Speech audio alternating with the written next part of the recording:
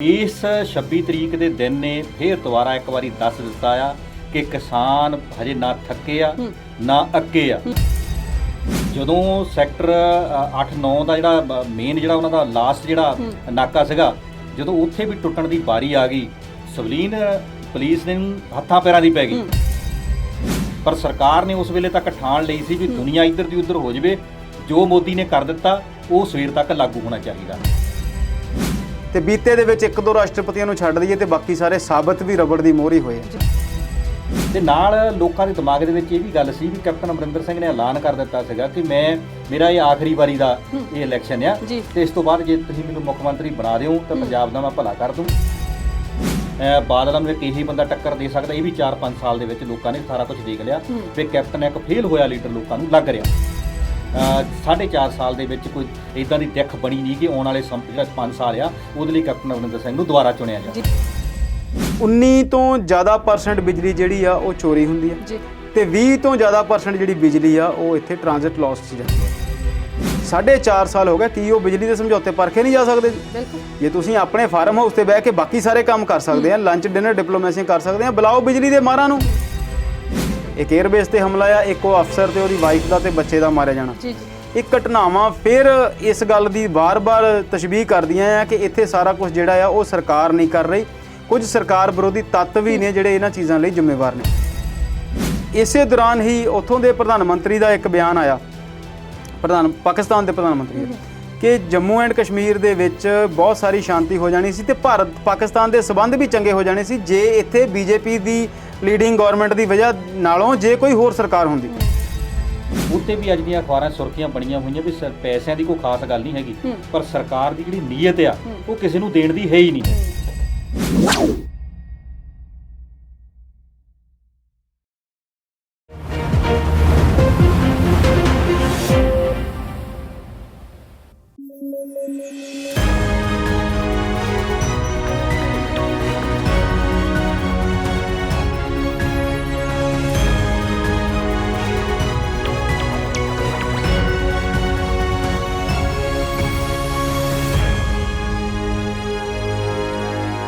Punjabi national TV ਦੇਖ ਰਹੇ ਦਰਸ਼ਕਾਂ ਦਾ ਸਵਾਗਤ ਕਰਦੇ ਹਾਂ। ਮੈਂ ਹਾਂ ਸਵਲੀਨ ਕੌਰ ਜੱਸਰ ਤੇ ਪ੍ਰੋਗਰਾਮ ਹੈ ਵਿਚਾਰ ਚਰਚਾ। ਅੱਜ ਦੇ ਇਸ ਪ੍ਰੋਗਰਾਮ ਦੇ ਵਿੱਚ ਸਾਡੇ ਨਾਲ ਸਾਡੇ ਮਾਹਿਰ ਮਹਿਮਾਨ ਹੋਣਗੇ ਸਰਦਾਰ ਗੁਰਨਾਮ ਸਿੰਘ ਬਿਲਗਾ ਜੀ ਤੇ ਅੰਮ੍ਰਿਤਪਾਲ ਸ਼ਰਮਾ ਜੀ, ਤੇ ਅਸੀਂ ਉਹਨਾਂ ਦੇ ਨਾਲ ਗੱਲ ਕਰਾਂਗੇ ਰਾਜਨੀਤੀ ਦੀ, ਮਹਿੰਗਾਈ ਦੀ, ਕਿਸਾਨ ਅੰਦੋਲਨ ਦੀ ਤੇ ਹੋਰ ਵੀ ਬਹੁਤ ਸਾਰੇ ਭੱਖ ਦੇ ਮੁੱਦੇ ਨੇ ਜਿਹੜੇ ਅਸੀਂ ਅੱਜ ਉਹਨਾਂ ਦੇ ਨਾਲ ਬੈਠ ਕੇ ਵਿਚਾਰਨੇ ਨੇ।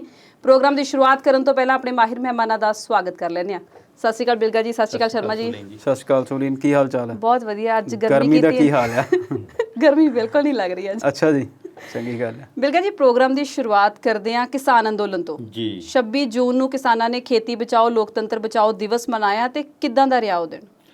ਸ਼ਨੀਵਾਰ ਦਿਨ ਤੇ 26 ਜੂਨ ਦਾ ਦਿਨ ਜੀ ਖੇਤੀ ਅੰਦੋਲਨ ਲਈ, ਕਿਸਾਨ ਅੰਦੋਲਨ ਲਈ ਇੱਕ ਬਹੁਤ ਯਾਦਗਾਰ ਦਿਨ ਰਿਹਾ, ਕਿਉਂਕਿ ਬੜੇ ਸਮੇਂ ਤੋਂ ਲੱਗ ਰਿਹਾ ਸੀਗਾ ਵੀ 7 ਮਹੀਨੇ ਦਾ ਸਮਾਂ ਜਿਹੜਾ ਪੂਰਾ ਹੋਣ ਲੱਗਾ ਆ ਵੀ ਕਿਤੇ ਨਾ ਕਿਤੇ ਜਿਹੜਾ ਕੂਲਰਾਂ ਦੀ ਹਵਾ ਤੇ ਏਸੀ ਵਾਲੇ ਠੰਡੇ ਕਮਰੇ ਕਿਤੇ ਨੌਜਵਾਨਾਂ ਨੂੰ, ਕਿਸਾਨਾਂ ਨੂੰ ਅੰਦੋਲਨ ਵਿੱਚ ਠੰਡਾ ਨਾ ਪਾ ਦੇਣ। ਪਰ ਜਿਹੜੀ 26 ਤਰੀਕ ਸ਼ਨੀਵਾਰ ਦੀ ਚੰਡੀਗੜ੍ਹ ਦੀ ਕਾਲ ਸੀ, ਰਾਜ ਭਵਨ ਦੇ ਵਿੱਚ ਰਾਜਪਾਲ ਨੂੰ ਇੱਕ ਯਾਦ ਪੱਤਰ ਦੇਣਾ ਸੀ ਕਿਸਾਨਾਂ ਨੇ ਵੀ ਸਾਨੂੰ 7 ਮਹੀਨੇ ਬੈਠਿਆਂ ਨੂੰ ਹੋ ਗਏ ਆ ਤੇ ਆਹ ਸਾਡੀਆਂ ਮੰਗਾਂ ਆ। ਤੇ ਇਸ ਵੇਲੇ ਮੋਦੀ ਸਰਕਾਰ ਜੇ ਨਹੀਂ ਸੁਣ ਰਹੀ ਤਾਂ ਘੱਟੋ ਘੱਟ ਗਵਰਨਰ ਰਾਹੀਂ ਰਾਸ਼ਟਰਪਤੀ ਨੂੰ ਇੱਕ ਯਾਦ ਪੱਤਰ ਦਿੱਤਾ ਜਾ ਸਕਦਾ ਹੈ, ਜਿਹਦੇ ਨਾਲ ਕਿ ਕਿਸਾਨਾਂ ਵੱਲੋਂ ਰੱਖੀਆਂ ਹੋਈਆਂ ਮੰਗਾਂ ਤੇ ਸਰਕਾਰ ਦੁਆਰਾ ਵਿਚਾਰ ਕਰਨ ਲਈ ਬੈਠੇ। ਇਸ 26 ਤਰੀਕ ਦੇ ਦਿਨ ਨੇ ਫੇਰ ਦੁਬਾਰਾ ਇੱਕ ਵਾਰੀ ਦੱਸ ਦਿੱਤਾ ਆ ਕਿ ਕਿਸਾਨ ਹਜੇ ਨਾ ਥੱਕੇ ਆ ਨਾ ਅੱਕੇ ਆ, ਤੇ ਹਜੇ ਕਿਸਾਨ ਜਿਹੜੇ ਆ ਪੂਰਾ ਬੈਕਅਪ ਲੈ ਕੇ ਆਪਣਾ ਅਗਲੇ ਜਿਹੜੇ 6 ਮਹੀਨੇ ਆ ਉਹਦਾ ਜਿਹੜਾ ਪ੍ਰਬੰਧ ਆ ਉਹ ਜਿਸ ਢੰਗ ਨਾਲ ਉਹਨੇ ਕੀਤਾ ਆ ਉਹਦਾ ਇੱਕ ਦ੍ਰਿਸ਼ ਜਿਹੜਾ ਆ ਉਹ 26 ਤਰੀਕ ਨੂੰ ਕਿਸਾਨਾਂ ਨੇ ਦਿਖਾ ਦਿੱਤਾ। ਕਾਲ ਸੀ ਖਾਸ ਕਰਕੇ ਪੂਰੇ ਭਾਰਤ ਵਿੱਚ ਵੀ ਸਾਰੀਆਂ ਸਟੇਟਾਂ ਦੇ ਵਿੱਚ ਜਿੱਥੇ ਵੀ ਕਿਸਾਨਾਂ ਦਾ ਹਿਤੈਸ਼ੀ ਆ, ਜਿਹੜੇ ਕਿਸਾਨ ਜਥੇਬੰਦੀਆਂ ਦੇ ਨਾਲ ਬਾਕੀ 500 ਤੋਂ ਉੱਪਰ ਜਥੇਬੰਦੀਆਂ ਜੁੜੀਆਂ, ਹਰ ਸਟੇਟ ਦੇ ਰਾਜਪਾਲ ਨੂੰ ਇਸ ਮੰਗ ਪੱਤਰ ਜਾਂ ਇਹ ਯਾਦ ਪੱਤਰ ਜਿਹੜਾ ਆ ਉਹ ਦਿੱਤਾ ਜਾਵੇ। ਭਾਵੇਂ ਕਿ ਇੱਕ ਸੰਕੇਤਕ ਵਿਰੋਧ ਦਾ ਤਰੀਕਾ ਆ, ਭਾਵੇਂ ਕਿ ਇਹ ਯਾਦ ਪੱਤਰ ਜਾਣ ਤੋਂ ਬਾਅਦ ਵੀ ਰਾਸ਼ਟਰਪਤੀ ਇਹ ਤੇ ਕੋਈ ਫੈਸਲਾ ਲੈ ਲੈਣ ਤਾਂ ਬਹੁਤ ਇਹਦਾ ਚੰਗਾ ਅਸਰ ਵੀ ਹੋ ਸਕਦਾ। ਪਰ ਜਿਸ ਤਰ੍ਹਾਂ ਰਾਤ ਨੂੰ ਉੱਠ ਕੇ 12-1 ਵਜੇ 2 ਵਜੇ ਕਿਸਾਨੀ ਬਿੱਲ ਜਦੋਂ ਪਾਸ ਕੀਤੇ ਗਏ ਆ, ਰਾਸ਼ਟਰਪਤੀ ਜੀ ਨੇ ਉੱਤੇ ਸਾਈਨ ਕਰ ਦਿੱਤੇ, ਮਿੰਟੋ ਮਿੰਟੀ ਕਰਕੇ ਇਹਦਾ ਕਾਨੂੰਨ ਬਣਾ ਦਿੱਤਾ ਗਿਆ। ਉਸ ਹਿਸਾਬ ਨਾਲ ਲੱਗਦਾ ਤਾਂ ਨਹੀਂ ਕੋਈ ਇਸ ਗੱਲ ਦਾ ਫਾਇਦਾ ਹੋਊਗਾ। ਪਰ ਕਿਸਾਨਾਂ ਦੇ ਵਿੱਚ ਜਿਹੜਾ ਇੱਕ ਉਤਸ਼ਾਹ ਦੇਖਣ ਨੂੰ ਮਿਲਿਆ ਆ, ਇਹ ਬਹੁਤ ਵੱਡਾ ਚੰਡੀਗੜ੍ਹ ਦੇ ਇਸ ਯਾਦ ਪੱਤਰ ਨੇ, ਇਸ ਮੰਗ ਪੱਤਰ ਦੇ ਪ੍ਰੋਗਰਾਮ ਨੇ ਹੁਲਾਰਾ ਦਿੱਤਾ ਆ। ਪਰ ਇੱਕ ਦੋ ਘਟਨਾਵਾਂ ਨੇ 26 ਜਨਵਰੀ ਦੀ ਯਾਦ ਵੀ ਦਿਲਾਈ ਹੈ। ਬਿਲਕੁਲ, ਪ੍ਰੈਸ ਚੌਂਕ ਤੋਂ ਅੱਗੇ ਸੈਕਟਰ 8 ਤੇ 9 ਵੱਲ ਨੂੰ ਜਦੋਂ ਗੁਰਦੁਆਰਾ ਸ਼੍ਰੀ ਅੰਬ ਸਾਹਿਬ ਤੋਂ ਤੁਰੇ ਹੋਏ ਕਿਸਾਨ ਜਾ ਕੇ ਚੰਡੀਗੜ੍ਹ ਦੀ ਪੁਲਿਸ ਦੇ ਨਾਲ ਝੜਪੋ ਝੜਪੀ ਹੁੰਦੇ ਆ, ਕਿਉਂਕਿ ਕਿਸਾਨਾਂ ਨੇ ਉਸ ਵੇਲੇ ਇਹ ਗੱਲ ਮੰਨ ਲਈ ਸੀ। ਨੌਜਵਾਨ ਜਿਹੜੇ ਸੀ ਬਹੁਤ ਵੱਡੇ ਗਿਣਤੀ ਦੇ ਵਿੱਚ ਪਹੁੰਚੇ। ਜੇ ਇਧਰੋਂ ਪੰਜਾਬ ਵੱਲੋਂ ਗਏ ਹੋਏ ਰਾਜੇਵਾਲ ਜੀ, ਹਰਮੀਤ ਸਿੰਘ ਕਾਦੀਆਂ ਜੀ, ਬਲਦੇਵ ਸਿਰਸਾ ਜੀ ਤੇ ਬਾਕੀ ਮਨਜੀਤ ਸਿੰਘ ਧਨੇਰ ਜੀ, ਮਨਜੀਤ ਸਿੰਘ ਰਾਏ ਜੀ, ਇਹ ਸਾਰੇ ਕਿਸਾਨ ਲੀਡਰ ਇਸ ਜਿਹੜਾ ਮਾਰਚ ਸੀਗਾ ਰਾਜ ਭਵਨ ਵੱਲ ਨੂੰ, ਉਹਨੂੰ ਲੀਡ ਕਰ ਰਹੇ ਸੀਗੇ। ਇਹਨਾਂ ਵੱਲੋਂ ਸੰਜਮ ਬਣਾਈ ਰੱਖਣ ਦੀ ਬਾਰ-ਬਾਰ ਅਪੀਲ ਕੀਤੀ ਗਈ, ਪਰ ਨੌਜਵਾਨਾਂ ਦੇ ਵਿੱਚ ਜਿੰਨਾ ਉਤਸ਼ਾਹ ਸੀਗਾ, ਉਹ ਉਤਸ਼ਾਹ ਦੇਖਣ ਵਾਲਾ ਬਣਦਾ ਸੀ ਵੀ 26 ਨਵੰਬਰ 2020 ਨੂੰ ਜਿਹੜਾ ਦਿੱਲੀ ਨੂੰ ਜਾਂਦੇ ਆ ਜਿਸ ਤਰ੍ਹਾਂ ਨਾਕੇ ਬੈਰੀਅਰ ਉੱਥੇ ਤੋੜੇ ਗਏ ਆ, ਤੇ ਨੌਜਵਾਨਾਂ ਨੇ ਉਦੋਂ ਆਪਣਾ ਜਿਹੜਾ ਜ਼ੋਰ ਸੀ, ਦਮਖਮ ਸੀ, ਚੰਡੀਗੜ੍ਹ ਦੀਆਂ ਸੜਕਾਂ ਤੇ ਵੀ ਦਿਖਾਇਆ। ਜਦੋਂ ਸੈਕਟਰ 8-9 ਦਾ ਜਿਹੜਾ ਮੇਨ ਜਿਹੜਾ ਉਹਨਾਂ ਦਾ ਲਾਸਟ ਜਿਹੜਾ ਨਾਕਾ ਸੀਗਾ, ਜਦੋਂ ਉੱਥੇ ਵੀ ਟੁੱਟਣ ਦੀ ਵਾਰੀ ਆ ਗਈ, ਸਵਲੀਨ ਪੁਲਿਸ ਨੇ ਹੱਥਾਂ ਪੈਰਾਂ ਦੀ ਪੈ ਗਈ। ਹੱਥਾਂ ਪੈਰਾਂ ਦੀ ਪੈਣ ਤੋਂ ਬਾਅਦ ਸਵਾਰੀਆਂ ਨਾਲ ਭਰੀਆਂ ਬੱਸਾਂ ਜਿਹੜੀਆਂ ਉਹ ਆਡੇ ਨਾਲ ਕਰਕੇ ਸੜਕਾਂ 'ਚ ਲਾਤੀਆਂ, ਭਰੇ ਹੋਏ ਟਰੱਕ ਜਿਹੜੇ ਸੀ ਉਹ ਲਾਤੇ।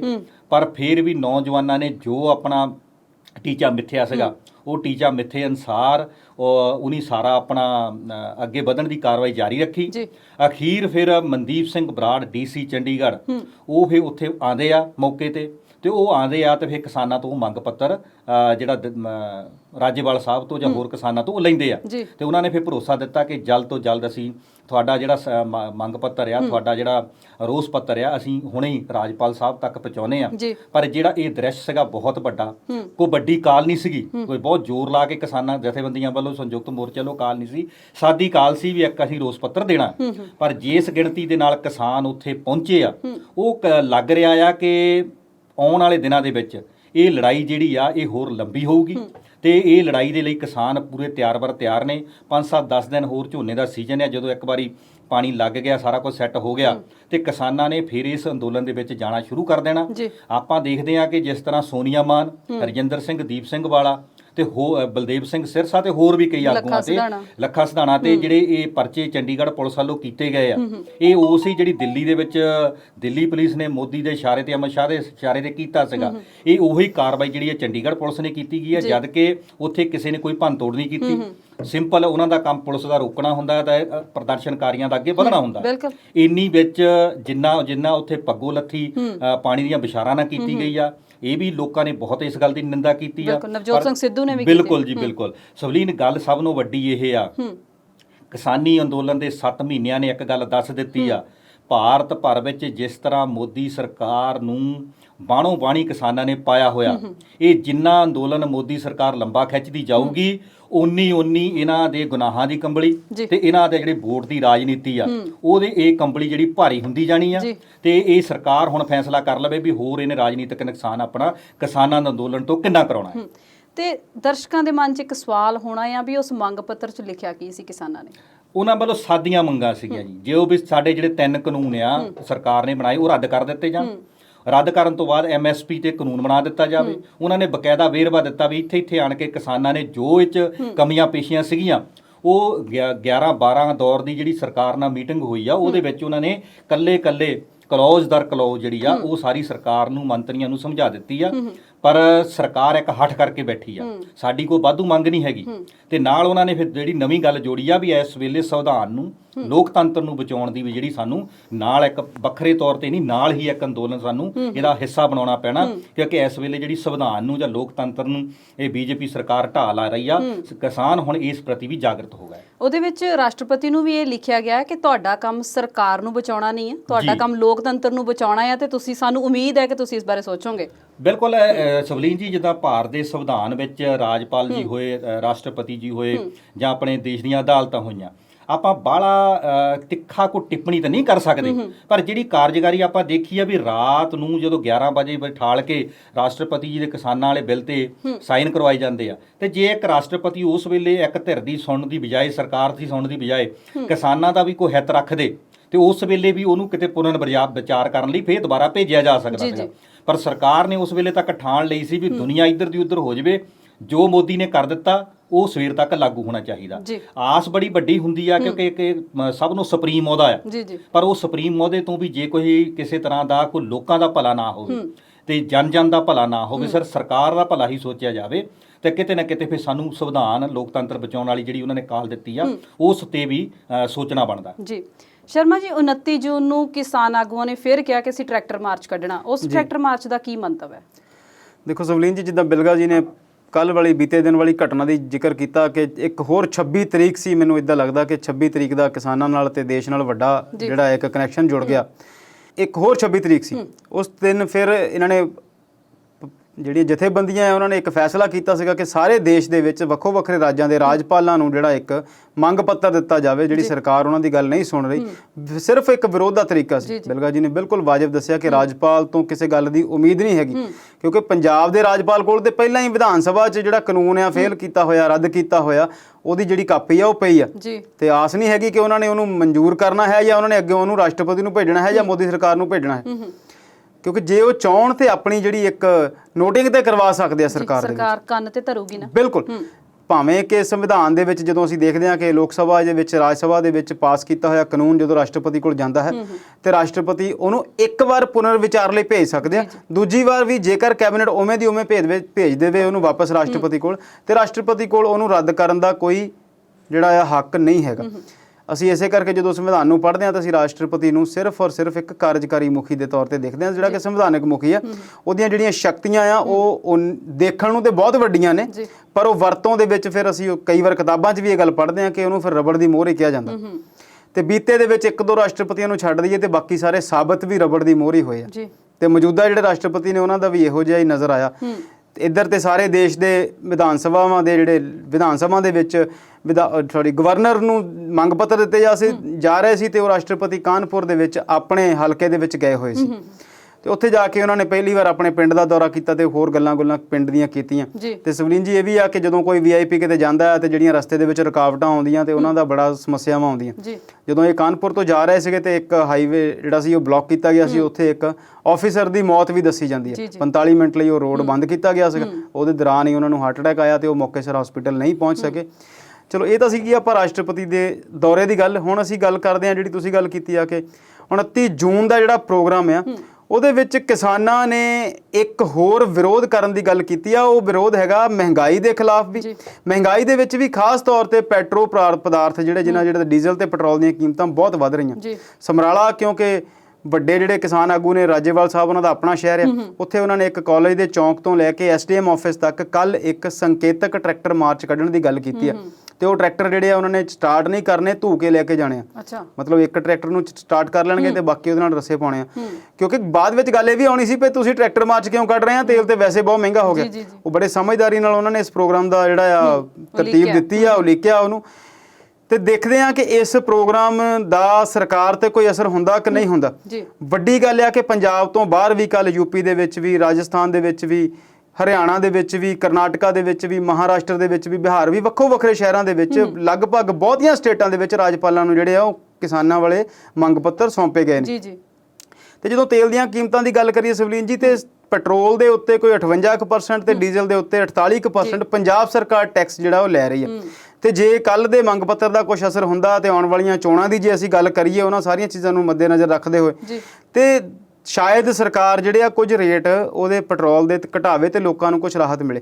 ਤੇ ਦੂਸਰੀ ਤੇ ਇੰਪੋਰਟੈਂਟ ਗੱਲ ਇਹ ਆ ਵੀ ਜਦੋਂ ਤੁਸੀਂ ਕਿਸਾਨੀ ਮੁੱਦੇ ਨਾਲ ਜੁੜੇ ਹੋਏ ਆ, ਜੇ ਤੁਸੀਂ ਕੁਝ ਹੋਰ ਲੋਕਾਂ ਦੇ, ਆਮ ਲੋਕਾਂ ਦੇ ਮੁੱਦੇ ਨੂੰ ਵੀ ਨਾਲ ਜੋੜਦੇ ਆ, ਕਿਉਂਕਿ ਮਹਿੰਗਾਈ ਹਰ ਬੰਦੇ ਦਾ ਮੁੱਦਾ ਆ, ਤੇ ਹੋ ਸਕਦਾ ਕਿ ਟਰਾਂਸਪੋਰਟਰ ਤੇ ਬਾਕੀ ਲੋਕ ਵੀ ਹੋਰ ਸ਼ਿੱਦਤ ਨਾਲ ਇਸ ਅੰਦੋਲਨ ਨਾਲ ਜੁੜਨ ਤੇ ਇਸ ਅੰਦੋਲਨ ਨੂੰ ਉਹਦੇ ਨਾਲ ਕੁਝ ਵਧੇਰੇ ਵੱਲ ਮਿਲੇਗਾ। ਜੀ, ਮੁੱਦੇ ਹਾਲੇ ਹੋਰ ਵੀ ਬਹੁਤ ਨੇ, ਪਰ ਇਸ ਵੇਲੇ ਵੇਲਾ ਹੋ ਗਿਆ ਇੱਕ ਵਕਫੇ ਦਾ। ਜਲਦ ਹਾਜ਼ਰ ਹੁੰਨੇ ਆ।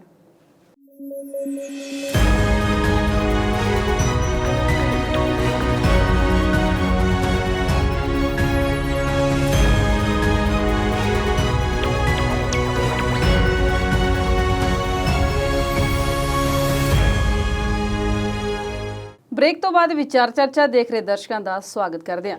ਬਿਲਗਾ ਸਾਹਿਬ, ਜੇ ਗੱਲ ਪੰਜਾਬ ਦੀ ਸਿਆਸਤ ਦੀ ਕਰੀਏ ਤੇ ਕਾਂਗਰਸ ਦਾ ਕਲੇਸ਼ ਮੁੱਕ ਗਿਆ ਕਿ ਨਹੀਂ ਅਜੇ?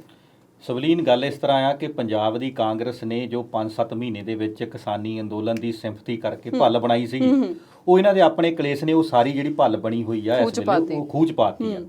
ਆਪਾਂ ਦੇਖਦੇ ਕਿ 2017-16 ਦੇ ਵਿੱਚ ਵੀ ਹਾਲਾਤ ਇਹਨਾਂ ਦੇ ਉਦੋਂ ਵੀ ਇਹੀ ਸੀਗੇ, ਪਰ ਉਸ ਵੇਲੇ ਕੈਪਟਨ ਅਮਰਿੰਦਰ ਸਿੰਘ ਕਾਂਗਰਸ ਦੇ ਵਿੱਚ ਇੱਕ ਇਦਾਂ ਦਾ ਲੀਡਰ ਵਜੋਂ ਉੱਭਰੇ ਸੀ ਵੀ ਕੈਪਟਨ ਅਮਰਿੰਦਰ ਸਿੰਘ ਦਾ ਉਸ ਵੇਲੇ ਕੋਈ ਬਦਲ ਹੈ ਨਹੀਂ ਸੀ, ਨਾ ਤਾਂ ਕੋਈ ਬਰਾਬਰ ਦਾ ਲੀਡਰ ਸੀਗਾ। ਦੂਸਰਾ 2002 ਤੋਂ ਲੈ ਕੇ 7 ਤੱਕ ਜਿਹੜੀ ਸਰਕਾਰ ਚਲਾਈ ਸੀਗੀ, ਉਹਦੇ ਵਿੱਚ ਕੈਪਟਨ ਅਮਰਿੰਦਰ ਸਿੰਘ ਦੀ ਛਵੀ ਇਦਾਂ ਦੀ ਵੀ ਇੱਕ ਧਾਕੜ ਲੀਡਰ ਆ ਤੇ ਬਾਦਲਾਂ ਨੂੰ ਕਿਤੇ ਨਾ ਕਿਤੇ ਰਾਹੇ ਪਾਉਣ ਵਾਲਾ ਇੱਕੋ ਇੱਕ ਇਹੀ ਬੰਦਾ ਆ। ਤੇ ਨਾਲ ਲੋਕਾਂ ਦੇ ਦਿਮਾਗ ਦੇ ਵਿੱਚ ਇਹ ਵੀ ਗੱਲ ਸੀ ਵੀ ਕੈਪਟਨ ਅਮਰਿੰਦਰ ਸਿੰਘ ਨੇ ਐਲਾਨ ਕਰ ਦਿੱਤਾ ਸੀਗਾ ਕਿ ਮੇਰਾ ਇਹ ਆਖਰੀ ਵਾਰੀ ਦਾ ਇਹ ਇਲੈਕਸ਼ਨ ਆ ਤੇ ਇਸ ਤੋਂ ਬਾਅਦ ਜੇ ਤੁਸੀਂ ਮੈਨੂੰ ਮੁੱਖ ਮੰਤਰੀ ਬਣਾ ਦਿਓ ਤਾਂ ਪੰਜਾਬ ਦਾ ਮੈਂ ਭਲਾ ਕਰ ਦੂੰ, ਨਹੀਂ ਤੇ ਇਸ ਤੋਂ ਬਾਅਦ ਮੈਂ ਇਲੈਕਸ਼ਨ ਨਹੀਂ ਲੜਨੀ। ਇਹ ਸਾਰੀਆਂ ਗੱਲਾਂ ਜਿਹੜੀਆਂ ਉਸ ਵੇਲੇ ਸੀਗੀਆਂ, ਇਦਾਂ ਦੇ ਪਰਸੈਪਸ਼ਨ ਜਾਂ ਇਦਾਂ ਦੇ ਹਾਲਾਤ ਬਣਾ ਦਿੱਤੇ ਸੀਗੇ ਕਿਉਂਕਿ ਰਾਜਨੀਤੀ ਜਿਹੜੀ ਉਹ ਪਰਸੈਪਸ਼ਨ ਤੇ, ਮਨੌਤ ਤੇ, ਹਾਲਾਤਾਂ ਤੇ ਚੱਲਦੀ ਆ। ਜਿੱਦਾਂ ਦੀ ਲੋਕਾਂ ਦੇ ਵਿੱਚ ਧਾਰਨਾ ਬਣ ਜੇ ਉਹਦੇ ਨਾਲ ਆਲੇ ਦੁਆਲੇ ਵੀ ਸਾਰੇ ਸਮੀਕਰਨ ਘੁੰਮਣ ਲੱਗ ਜਾਂਦੇ ਆ। ਤੇ ਉਸ ਵੇਲੇ ਹਾਲਾਤ ਇਦਾਂ ਦੇ ਬਣ ਗਏ ਸੀ ਵੀ ਕੈਪਟਨ ਅਮਰਿੰਦਰ ਸਿੰਘ ਹੀ ਪੰਜਾਬ ਦੀ ਕਾਂਗਰਸ ਆ ਤੇ ਪੰਜਾਬ ਦੀ ਕਾਂਗਰਸ ਕੈਪਟਨ ਅਮਰਿੰਦਰ ਸਿੰਘ ਆ, ਕੋਈ ਇਹਦਾ ਤੋੜ ਹੈ ਨਹੀਂ ਸੀਗਾ। ਤੇ ਕਾਂਗਰਸ ਹਾਈ ਕਮਾਂਡ ਵੀ ਉਸ ਵੇਲੇ ਇਦਾਂ ਡਿਪੈਂਡ ਸੀ ਵੀ ਉਹਨਾਂ ਕੋਲ ਕੋਈ ਇਹਦਾ ਬਦਲ ਹੈ ਨਹੀਂ ਸੀਗਾ। ਤੇ ਕੈਪਟਨ ਅਮਰਿੰਦਰ ਸਿੰਘ ਨੇ ਜਿਸ ਤਰ੍ਹਾਂ ਪ੍ਰਧਾਨਗੀ ਬਾਜਵਾ ਤੋਂ ਲੈ ਕੇ ਉਸ ਤੋਂ ਬਾਅਦ ਕੰਪੇਨ ਕਮੇਟੀ ਜਾਂ ਸਾਰੀਆਂ ਟਿਕਟਾਂ ਵੰਡਣ ਤੱਕ ਦੀ ਜੋ ਉਹਨਾਂ ਦਾ ਉਸ ਵੇਲੇ ਰੋਲ ਬਣਦਾ ਸੀ ਉਹਨਾਂ ਨੇ ਕੀਤਾ ਤੇ ਆਲਰੇਡੀ ਸਰਕਾਰ ਜਿਹੜੀ ਦੁਬਾਰਾ ਸਾਰੇ ਭਾਰਤ ਵਿੱਚ ਉਸ ਵੇਲੇ ਕਾਂਗਰਸ ਜਿਹੜੀ ਸੀਗੀ ਉਹ ਡੁੱਬਦੀ ਜਾ ਰਹੀ ਸੀ। ਕੈਪਟਨ ਅਮਰਿੰਦਰ ਸਿੰਘ ਨੇ ਉਸ ਵੇਲੇ ਪੰਜਾਬ 'ਚ ਕਾਂਗਰਸ ਬਣਾ ਕੇ ਕਾਂਗਰਸ ਦਾ ਜਿਹੜਾ ਵਰਚਸਵ ਸੀਗਾ ਉਹ ਲਹਿਰਾ ਦਿੱਤਾ। ਪਰ ਹੁਣ ਜਿਹੜੇ ਹਾਲਾਤ ਜਿਹੜੇ 2017 ਤੋਂ ਬਾਅਦ 22 ਦੇ ਨੇੜੇ ਤੇੜੇ ਦੀ ਇਲੈਕਸ਼ਨ ਦੇ ਆਪਾਂ ਕਰ ਰਹੇ ਹਾਂ, ਇਹਦੇ ਵਿੱਚ ਇਹ ਸਾਰੀਆਂ ਗੱਲਾਂ ਇੱਥੇ ਉਲਟੀਆਂ ਹੋ ਗਈਆਂ। ਇੱਕ ਤਾਂ ਜਿਹੜੀ ਕੈਪਟਨ ਅਮਰਿੰਦਰ ਸਿੰਘ ਨੇ ਕਿਹਾ ਮੈਂ ਗਾਂ ਇਲੈਕਸ਼ਨ ਨਹੀਂ ਲੜਨੀ, ਹੁਣ ਉਹਨੇ ਇਲੈਕਸ਼ਨ ਲੜਨ ਦਾ ਗਾਂ ਐਲਾਨ ਕਰ ਦਿੱਤਾ। ਉਸ ਤੋਂ ਬਾਅਦ ਜਿਹੜੀ ਸੀਗੀ ਵੀ ਲੋਕਾਂ ਦੇ ਵਿੱਚ ਇੱਕ ਕੈਪਟਨ ਦੀ ਸ਼ਾਖ ਸੀਗੀ ਵੀ ਇਹ ਬੇਅਦਬੀ ਮਸਲਿਆਂ ਤੇ ਕੁਝ ਕਰੂਗਾ, ਬਾਦਲਾਂ ਨੂੰ ਇੱਕ ਇਹੀ ਬੰਦਾ ਟੱਕਰ ਦੇ ਸਕਦਾ। ਇਹ ਵੀ 4-5 ਸਾਲ ਦੇ ਵਿੱਚ ਲੋਕਾਂ ਨੇ ਸਾਰਾ ਕੁਝ ਦੇਖ ਲਿਆ ਵੀ ਕੈਪਟਨ ਇੱਕ ਫੇਲ ਹੋਇਆ ਲੀਡਰ ਲੋਕਾਂ ਨੂੰ ਲੱਗ ਰਿਹਾ ਤੇ ਇਹਦੀ ਜਿਹੜੀ ਵਿਰੋਧਤਾ ਅੰਦਰੋਂ ਕਾਂਗਰਸ ਚੋਂ ਹੋਣ ਲੱਗ ਪਈ, ਉਹਦੇ ਨਾਲ ਸੋਨੇ ਤੇ ਸੁਹਾਗਾ ਵਿਰੋਧੀਆਂ ਵਾਸਤੇ ਬਣ ਗਈ ਗੱਲ। ਫਿਰ ਆਪਾਂ ਦੇਖਦੇ ਹਾਂ ਕਿ ਜਿਸ ਤਰ੍ਹਾਂ ਨੌਕਰੀਆਂ ਦੇਣੀਆਂ ਸੀਗੀਆਂ, ਹਰ ਮੁੱਦੇ ਤੇ ਕੈਪਟਨ ਫੇਲ ਹੋਇਆ ਕਿਸੇ ਤਰ੍ਹਾਂ ਕਿਸੇ ਮੁੱਦੇ ਤੇ ਵੀ। ਉਹ ਕਿਸਾਨੀ ਅੰਦੋਲਨ ਦੀ ਜੇ ਥੋੜਾ ਬਹੁਤ ਕਹਿ ਸਕਦੇ ਆ ਵੀ ਉਹਨਾਂ ਦੇ ਕਹੇ ਤੇ ਵਿਧਾਨ ਸਭਾ ਸੱਦ ਲਈ, ਉਹਨਾਂ ਦੇ ਹੱਕ ਦੇ ਵਿੱਚ ਇੱਕ ਮਤਾ ਪਾ ਕੇ ਦੇ ਦਿੱਤਾ, ਜਾਂ ਸੌਫਟ ਕਾਰਨਰ ਰਿਹਾ ਕਿਸਾਨੀ ਅੰਦੋਲਨ ਨੂੰ ਲੈ ਕੇ। ਇਸ ਤੋਂ ਇਲਾਵਾ ਵੱਡੇ ਪੱਧਰ ਤੇ ਕੈਪਟਨ ਅਮਰਿੰਦਰ ਸਿੰਘ ਦੀ ਕੋਈ ਜ਼ਿਆਦਾ ਵੱਡੀ 4.5 ਸਾਲ ਦੇ ਵਿੱਚ ਕੋਈ ਇਦਾਂ ਦੀ ਦਿੱਖ ਬਣੀ ਨਹੀਂ ਕਿ ਆਉਣ ਵਾਲੇ ਜਿਹੜਾ 5 ਸਾਲ ਆ ਉਹਦੇ ਲਈ ਕੈਪਟਨ ਅਮਰਿੰਦਰ ਸਿੰਘ ਨੂੰ ਦੁਬਾਰਾ ਚੁਣਿਆ ਜਾਵੇ। ਇਸੇ ਕਰਕੇ ਸਾਰੇ ਐਮਐਲਏ ਨੇ, ਸਾਰੇ ਵਿਧਾਇਕਾਂ ਨੇ ਜਾ ਕੇ ਰੋਣਾ ਪਿੱਟਣਾ ਸ਼ੁਰੂ ਕਰ ਦਿੱਤਾ ਵੀ ਕੈਪਟਨ ਅਮਰਿੰਦਰ ਸਿੰਘ ਨੂੰ ਜੇ ਅੱਗੇ ਲਾ ਕੇ ਤੁਸੀਂ ਪੰਜਾਬ ਦੀ ਇਲੈਕਸ਼ਨ ਲੜੋਗੇ ਤੇ ਅਸੀਂ ਆਪਣੇ ਹਲਕਿਆਂ ਵਿੱਚ ਜਾ ਕੇ ਨਹੀਂ ਜਿੱਤ ਸਕਦੇ। ਜਿਹੜਾ ਸਭ ਨੂੰ ਵੱਡਾ ਕੈਪਟਨ ਅਮਰਿੰਦਰ ਸਿੰਘ ਤੇ ਇਹ ਦੋਸ਼ ਲੱਗ ਗਿਆ ਵੀ ਕਿਤੇ ਨਾ ਕਿਤੇ ਬਾਦਲ ਪਰਿਵਾਰਾਂ ਦੇ ਨਾਲ ਇਹ ਰਲੀ ਮਿਲੀ ਖੇਡਦੇ ਆ, ਇਹ ਨੇੜਲੇ ਸੰਬੰਧ ਆ, ਉਹਨਾਂ ਨੂੰ ਕਿਸੇ ਵੀ ਤਰ੍ਹਾਂ ਜਿਹੜੀ ਸਜ਼ਾ ਦੇਣੀ ਇਹ ਚਾਹੁੰਦੇ ਹੀ ਨਹੀਂ ਹੈਗੇ। ਇਹ ਸਾਰੀਆਂ ਗੱਲਾਂ ਨੇ ਲੈ ਕੇ ਜਿਸ ਤਰ੍ਹਾਂ 5 ਸਾਲ ਦੇ ਵਿੱਚ ਕੈਪਟਨ ਅਮਰਿੰਦਰ ਸਿੰਘ ਨੇ ਲੋਕਾਂ ਤੋਂ ਦੂਰੀ ਬਣਾਈ ਰੱਖੀ। ਔਰ ਸਭ ਨੂੰ ਵੱਡੀ ਗੱਲ ਹੈ ਵੀ ਇਸ ਵੇਲੇ ਜਿਹੜੀ ਹਾਈ ਕਮਾਂਡ ਦਿੱਲੀ ਆ ਉਹ ਵੀ ਕੈਪਟਨ ਤੋਂ ਕਿਤੇ ਨਾ ਕਿਤੇ ਖੁਸ਼ ਹੈ ਨਹੀਂਗੀ ਤੇ ਉਹਨਾਂ ਕੋਲ ਇਸ ਵੇਲੇ ਦੂਜੇ ਤੀਜੇ ਬਦਲ ਹੈਗੇ ਆ ਜਿਹੜੇ 2017 ਚ ਨਹੀਂ ਸੀ ਹਾਈ ਕਮਾਂਡ ਕੋਲ ਵੀ।